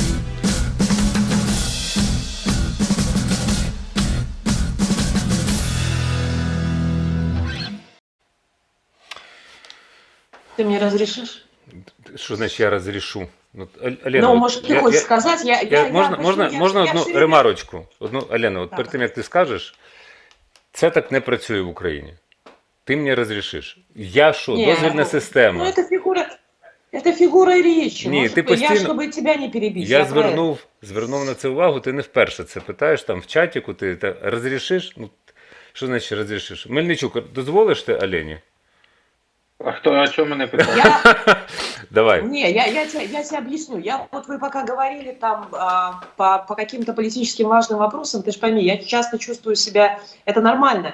Даже если я что-то думаю, не считаю позволительным для себя обсуждать эту тему, в которой я пока недостаточно компетентна. Я не знаю, сколько еще пройдет времени, там, лет и так далее. Здесь я компетентна, я могу говорить. Или я могу говорить об украинской политике, когда она соприкасается с Беларусью. Ты знаешь, я говорила о Гончаренко, о Березовце, когда они позволяют себе там комментировать и поддерживать пророссийскую оппозицию. Сейчас будем говорить про Тихановскую и Калиновцев. Калиновцы это единственное, что сейчас нас как-то реабилитирует, на мой взгляд, как белорусов. И вот этот парень, который в ролике с бородой, это Ваня, позывной Брест, он вместе с нашим Ваней, наш Ваня, тоже знаете, с нашей командой сейчас в батальоне Калиновского, поэтому я постоянно коммуницирую с ребятами. Вот этот Ваня, позывной Брест, он воюет за Украину с 2015 года. То есть он перешел плавно в батальон Калиновского, и он в зоне АТО с 2015 года. А такие белорусы есть. Я радуюсь этой ситуации, и я знаю, что никакой коммуникации. Я почему сейчас добавила 41-ю фотографию, хочу показать ситуацию эту белорусскую. Если можно нам ее показать. Тихановская рядом с Калиновцем. Тихановская и Калиновцы – это то, что будет, за что белорусам не будет соромно. Так пишут белорусские так называемые демсми, которые практически 2 года поддерживают пророссийскую оппозицию. Никакой связи, никаких отношений, никакого отношения калиновцы к ним не имеют. Более того, мы знаем позицию калиновцев, которая близка абсолютно нашей. Но вот так работают белорусские демсми и нарративы, протягивающие людей, которые еще вчера взывали к Путину, да, и которые все сделали для открытия второго фронта, ставя их рядом с калиновцами. Вот так люди лезут в политику, и вот так делаются нечестные СМИ. Я поэтому хотела показать Светлана Тихановская, доброохотник батальона. Вот они штампуют эти фотографии, вот такие вот у нас так называемые белорусские СМИ. Вот что, собственно, я хотела на эту тему сказать. Ну так, там в картинці є ключове слово «калаш». Калаш, да. Так. И вот так везде. И вот так везде. Понимаешь? Так. Ну вот сейчас пиарится, что они там поставили 2 машины калиновцам. А вчера можно поставить и 5 машин, когда ты там своровал 65 миллионов евро на белорусское гражданское общество. Справа в тому, що добрі справи, вони лишаються анонімними. Ну, нормальні добрі справи. Так, ну слушай, а если бы Медведчук захотел поставить ЗСУ что-то, что от этого его сущность изменилась? Повір мені, вони, в принципі, так і робили. Ну, не всі, а Рінат Ахметов, наприклад, який і далі на своєму каналі Україна-24 розказує, наскільки він переживає за Донбас. І як він дає людям пайки. Ну, це вже з 2014 року триває, це формене блядство, ну, тому що так не робиться. Ну, і не лише він. Насправді, не лише він. Так роблять там низка олігархів, яким належить ЗМІ, чому я постійно, ну, тобто медіа належить, скажімо так, не ЗМІ, ЗМІ погане слово, я не знаю, хто його придумав. Медіа, і вони різні, тобто різного штибу. Це і телеканали, це там видання і так далі. От Сергій це теж прекрасно знає. Що олігархи не те, що, м'яко кажучи... По-різному буває, направду. Ну де по-різному? Назви мені по-різному. Все одно спокуса лишається... Спокуса пропіаритись залишається для них завжди. Тому що, коли ти витрачаєш кошти, хочеться, щоб щось за це поімати. Тому що дуже часто це ж люди ділові.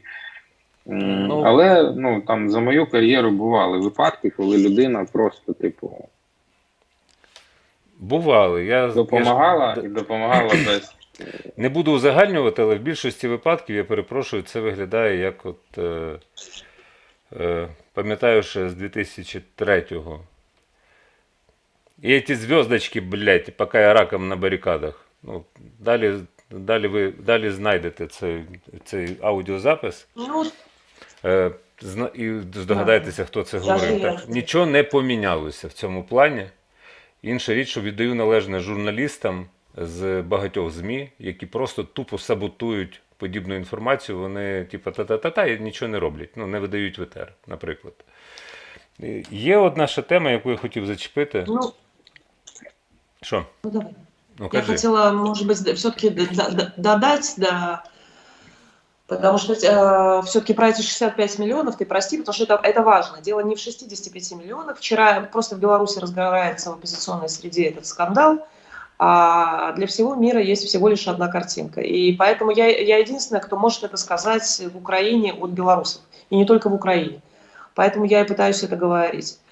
Вчера советник Тихановской оправдал тем, что 65 миллионов, которые были выделены, это только Европой на развитие медиа белорусских и программ.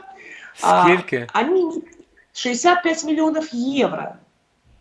Рома, 65 миллионов евро. Все як ми любимо, Серега. Ты знаешь, чтобы у Миновита была 1 копейка? Единственная медиа, там еще есть «Вирус», еще парочку, которые выступали против пророссийской оппозиции. Я расскажу, как это было. Я очень быстро расскажу, чтобы там долго времени занимать. И вчера советник Тихановской вынуждены как-то на это ответить. Люди строят демократию, абсолютно делают вид, что строят ее, абсолютно никак не показывая, куда ушли деньги. Объясняют, вы знаете, деньги не пошли на офис Тихановской. Нам присылали программы, я их курировал, это советник Тихановской. Я эти программы документировал и отправлял в Евросоюз, а им уже отправлялись деньги на эти программы.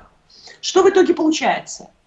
Советник Тихановской курирует программы, да, приходит заявка от медиа, мы прекрасно понимаем, какие там откаты. Я это знаю, потому что я с этим столкнулась, как это работает. Там откаты, естественно, и выделяются тем, кто лоялен. И в итоге 2 года белорусские демсми, которые сидят на бабках, с откатами туда, пиарят газпромовца Бабарику, пиарят Тихановскую, у которой мудрый Путин там, пиарят Цыпкала, у которого гражданская война на Донбассе. И вот это вот есть белорусская оппозиция для всего мира. И когда ко мне здесь, вот перед большим вторжением, Рома, ты помнишь эту историю, фонд Відродження заинтересовался нами, когда начались разговоры, вот медиа единых белорусско-украинских смыслов, национально-европейски ориентировано, вот какие вы молодцы, куча о нас хороших отзывов, и в итоге мне задают вопрос, а вы сядете за один стол на мероприятиях со штабом? Я говорю, нет, не сяду. Я не сяду с пророссийской оппозицией, я не сяду с агентурой.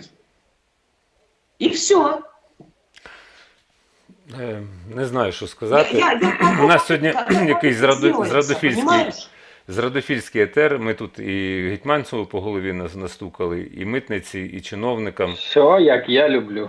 Все, ну, слухай, я себе дуже так стримано зараз поводжу. Ну, от, скажімо, я бачу, Харків... я розумію, але ти розумієш, ну, типу, можна це себе стримувати, там, десь якісь речі цнутливо замовчувати, як ми це робили в деяких умовах в 2015 році, якщо пам'ятаєш. Так. От, а потім ти починаєш спілкуватися з військовим, починаєш спілкуватися з волонтерами, от з тим же Льошею Масло. От що ти йому скажеш? От він каже, типу, ми нічого спільного з місцевою владою в Харкові мати не хочемо.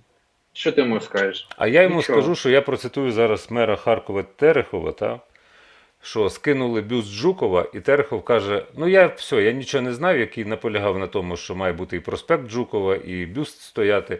І тепер каже, тепер хай харків'яни голосують, я омиваю руки, все. От що б ти зробив в цій ситуації? Ти такий, дядь, алло, ну при всій повазі. Який Жуков, блядь? Да. Тобто, ну, типу, ти під обстрілами, от на цьому ж прикладі, під обстрілами пацани заїжджають на Салтівку до цю сім'ю, там, де людина з церебральним паралічем, І типа, о, ви знаєте, останні новості з Харкова, тут пам'ятник Жукова повалили, і вони сидять такі, ну охуєть тепер, вот это да, вот это заживем. Да, конечно, класно. Нам. Ну, Все, то супер. люди не розуміють причинно-наслідкових зв'язків. Я ще раз кажу, що там гештальтів доведеться закривати, якщо до вас так не доходить дуже швидко. Про того самого Пушкіна, який, ну, його творчість, я перепрошую, це все одно, що він якась така, знаєш, спонтанна полюція. Тобто він багато написав там за рік, 2, 3, по дорозі в Крим. Я ж тобі читав сьогодні біографію, зайдіть, почитайте. А тут багато людей забувають, що російська література свого часу розвивалася дуже цікавим шляхом. Чому дуже багато, ну, типу, чому об'ємні твори такі в Толстого, наприклад? Вони ж писали за, ну, отримували гонорари за кількість знаків. Ну, за так. объемы. Ну, так. Поэтому там вот это вот такие вот описания, там типа зимнего леса, летнего леса, осеннего леса. Ну, слухай, правду ніде діти, бо Іван Франко теж багато писав, і він, для нього це був основний заробіток, просто про це нам не говорять в шкільній програмі, а до нього треба ставитися як до людини. Тому що, знов-таки, якщо ми зараз будемо говорити про всю цю шушваль, тобто Пушкіна, от, все, Лермонтова, ну, по-перше, це косплей знову був, дуже серйозний косплей. І там нав'язано, я там просто читав це все, всі історії, і там, як не дивно, пов'язано з моєю там долею якоюсь, з моїми точками на мапі. По-перше, він народився чи то 26-го, чи 27-го, господи. Я ще так жахнувся трошки, бо я ж нафіга мені той Пушкін, що мені його вивчати?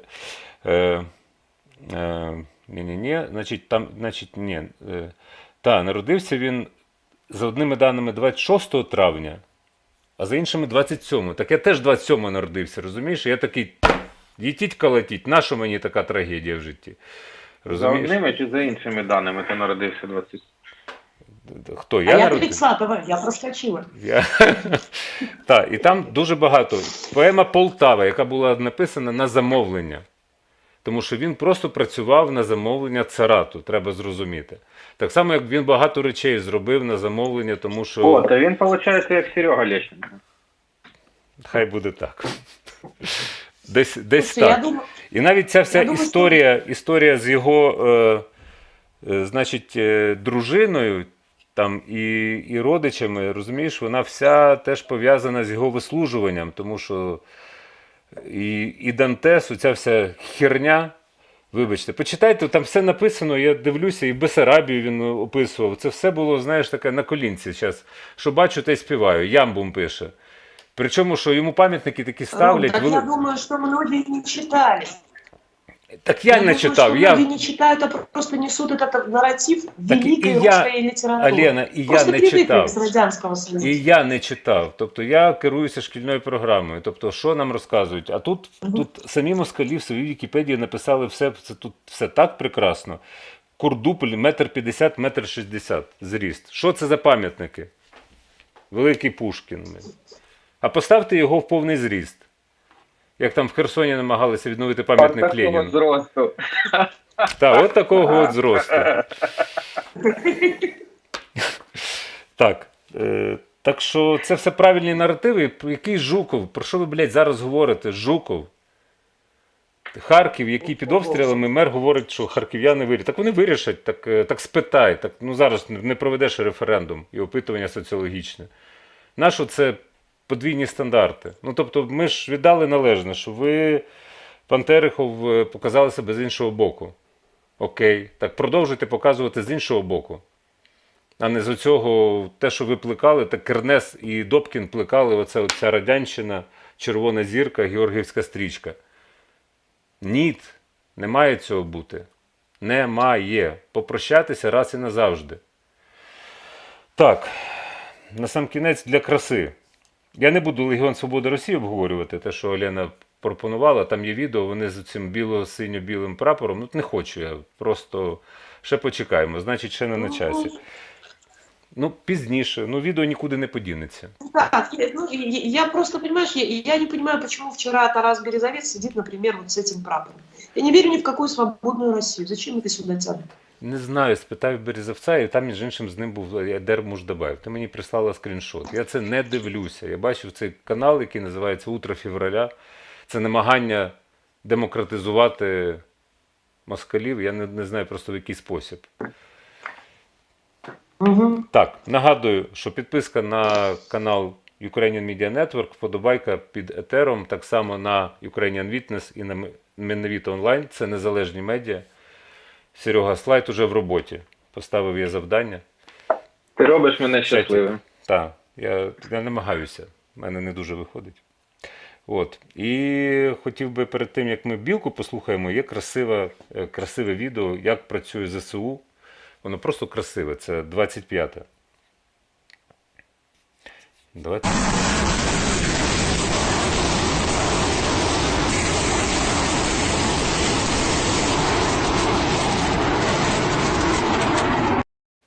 Зараз напишуть, це ж навчання, можливо і навчання, але це просто красиво. Тобто у нас є армія, це важливо.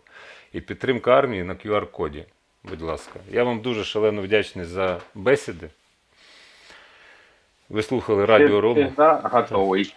Так, дякую вам. Я, до речі, дуже хочу потрапити, познімати в батальйон імені Кульновського. Якщо буде можливість допомогти, я буду щасливий. Он Олена. От Олена, от тобі контакт. А я, собственно, да. Спасибо. Дякую. Так. Это со мной можно связаться, да. Так. Хорошо. Ну і на сам кінець, завершуючи наш етерний блок, я ще о 17-й з'явлюся на ваші ясні очі, якщо ви хочете. А якщо не хочете, все одно з'явлюся. От. Далі у нас Ярослав Журавель, Сергій Наретін. Сьогодні ж субота, правильно? Правильно. Да. Я о 17-й, Георгій Учайкін буде, Жора, про зброю поговоримо. Данило Яневський о 20-й, суботня читанка, прем'єрний показ. І сьогодні в ніч Ярослав Журавель і Назар Токар. Ну і Тарас Білка, на канал якого теж треба підписатися, тому що це теж незалежна медіа, зі своєю проповіддю «Не сцять». Слава Україні! Героям слава! Добрий ранок. Ми з України, Запорізька область. Ранкова... Блять, хотів красиво, нічого не виходить, руки з жопи. Ранкова кардіограма української душі до вашої уваги, українського серця. Не сцять, коротше. Розбираємо психоемоційні стани. Причин, собственно, сцять немає. Нам немає. А от всячески долбойобоподобним недобитим біоотходам, їм, звісно, причини сцять є. Погнали. Покаже нам сьогодні моя кардіограма української душі. А сьогодні ми навіть піднімаємося трішки. Це все відбувається поступово і це чудово. Піднімаємося до рівня психоемоційного стану, який у нас був в останній, в 56-й день війни. Це 10 днів тому. Сьогодні 66-й день. Сьогодні навіть трішечки піднімаємося в нашому психоемоційному стані. Цьому причини є, тому що коли якийсь період певний час ти утримуєшся на плату на одному і тому самому рівні, психіка не може постійно функціонувати в одному і тому самому ключі, тому варіантів два. Або вгору підніматися, або вниз опускатися. Ми піднімаємося вгору. Причин падати вниз немає. Да, звичайно ж, у нас є трагедії. У нас, безперечно, є величезна проблема і рана, яка нам всім болить, це Маріуполь, це Азовсталь, хочеться евакуювати, тому що ми, українці, нагадую вам, ми цінуємо життя один одного. Це ті лаптєві долбойоби запорєбрічні. Їм взагалі насрать один на одного. А ми, українці, це штучний товар. Таких в світі більше немає і не існує. Тому ми бережемо один одного. Стан цивільних сьогодні. Впродовж тривалого часу, знову ж таки, були оці емоційні качелі, була напруга і тиск на військових, коли у багатьох же ж, ну майже у всіх, напевно, є родичі або сім'я, або друзі, які воюють, які знаходяться в зоні бойових дій. Хтось з них і в Маріуполі в тому ж самому, і продовжувався оцей тиск. А чому б нам не в'їбать туди, а чому ми не йдемо в контрнаступ? Вгамували емоції сьогодні, почали вірити. Українці стають тупо еталоном стійкості у цивільних сьогодні вір. Я би навіть назвав це не віра, а треба дописати отак. Довіра. До речі, я дуже дякую всім, хто долучився до опитувань, які ми цей експеримент з психологами вирішили зробити, подивитися, наскільки емоційно люди стали у нас, ви емоційно стали більш підготовленими, тому що раніше, якщо опитування, які ми проводили в соцмережах, там моїх, вони зводилися до того, що люди не аналізували свій стан і не відповідали на питання, а більше використовували цей опросничок як майданчик соцмереж, щоб просто навалити на нас своїх емоцій, своїх думок, то зараз це все змінилося. Кілька днів ми потестуємо в такому режимі. Кожен, хто хоче долучитися, щовечора, десь з 10 до 11. Я прикріпляю ці опроснички. Важливий дуже момент. Після 6 ранку відповідати на них вже сенсу ніякого немає. Тому що з 6 ранку ми збираємо цю інформацію, ми її аналізуємо. Те, що відповідають нам цивільні, з військовими там інша методика, я не буду пояснювати, вже не раз пояснював. Ми вночі з ними спілкуємося.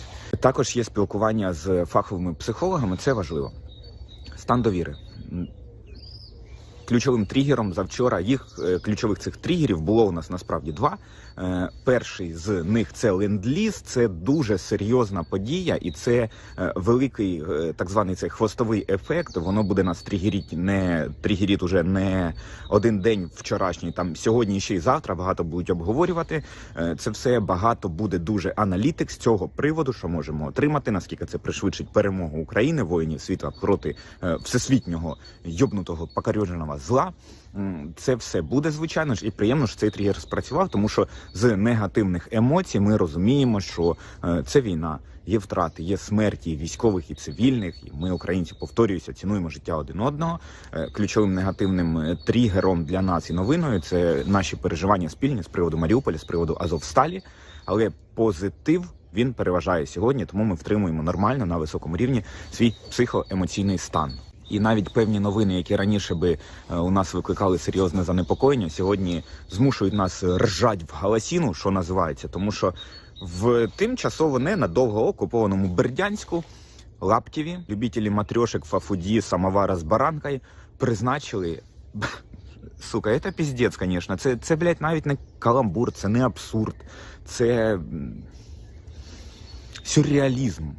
Я це називатиму сюрреалізм, тому що вони призначили нового керівника відділу культури. Відділ культури і русський терорист, долбойоб, воно взагалі, це не тотожні поняття. Це, блядь, антоніми, що не на є. Як, блядь, що таке культура для них, я не розумію абсолютно, але вони призначили там когось, хуй з ними. Після деокупації розберемося.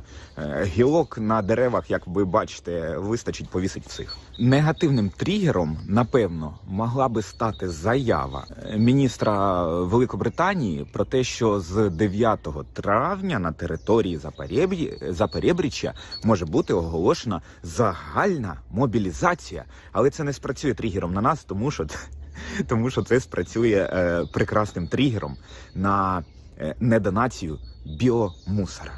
Про це далі буде, а зараз стан військових. Стан військових у нас абсолютно класний. Військові, стійкість. Ви знаєте, це ж не просто набір якихось красивих слів.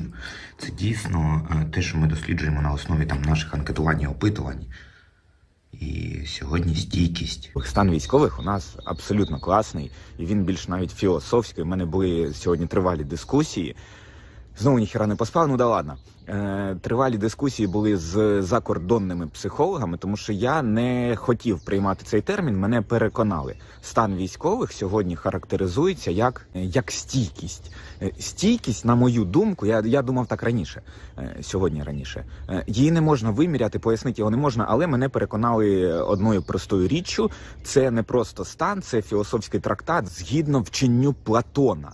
Тому що у нього там є великий трактат про моральні якості, одна з 4 кардинальних чеснот людської душі. На мою думку, абсолютно відповідає цьому всьому. Ленд-ліз, звичайно ж, допоможе нам дуже сильно. Військові розуміють, що відбувається, навіть по Запорізькій області. Зараз я коментувати не буду. Я думаю, в вечірньому стрімі ви прекрасно могли чути інтершумом, що відбувається в Запорізькій області. Прекрасно відбувається. Да, є проблемні зони, території, ненадовго проблемні. Я в цьому впевнений. Тому що горять окупанти заєбісь. Дуже сильно нравиться. І переходимо до найцікавішого. Моральний стан Лаптєвих, матрьошек, чебурашек, каркушек. белых таежных шатунов, любителей наїбнуть стакан спиртогана під музику Любе, це паніка.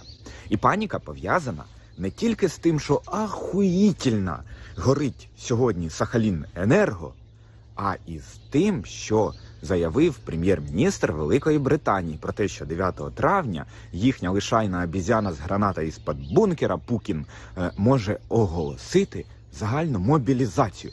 Ви розумієте, яка там ситуація? Вони вже не знають, як піздіть, не знають, що піздіть, тому що піздьож закінчується. Навіть стратегічні запаси їхнього піздєжа вже досягають свого дна, черпати новий піздьож немає звідки, відповідно, і значить доводиться щось таке ізобретати, в що вони і самі не вірять. Тобто величезна ймовірність того, що будуть заяви їхні про те, що їхня запорєбрічна квазідержава веде війну проти нацистів всього людства. Тобто є так звана оця Росія, рудиментарне квазіутворення, і є весь інший світ, і весь інший світ, сука, нацисти.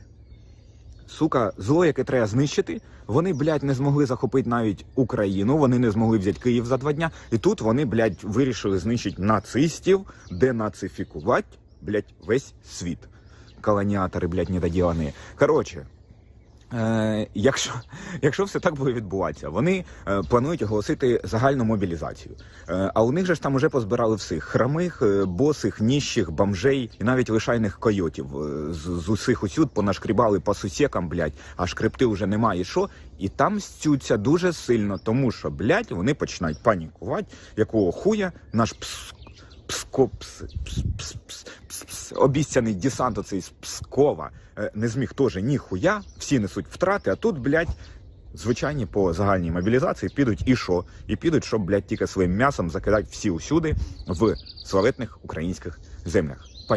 Панікують сильно, і на фоні цього всього все це ще посилено додало масло в вогонь китайське державне телебачення. Вчора вони дуже прекрасний матеріал зробили, оприлюднили прямо по державному телебаченню, як виглядатиме карта Євразії після розпаду Росії. Тобто не розглядається в дальній перспективі те, що таке квазіутворення, оця хуйня, конструктор, який пора би розібрати вже давно було би, як це все виглядатиме і кому відійдуть які землі. Стються просто кипятком, прямо по штанам, поляшкам тече з ожогами.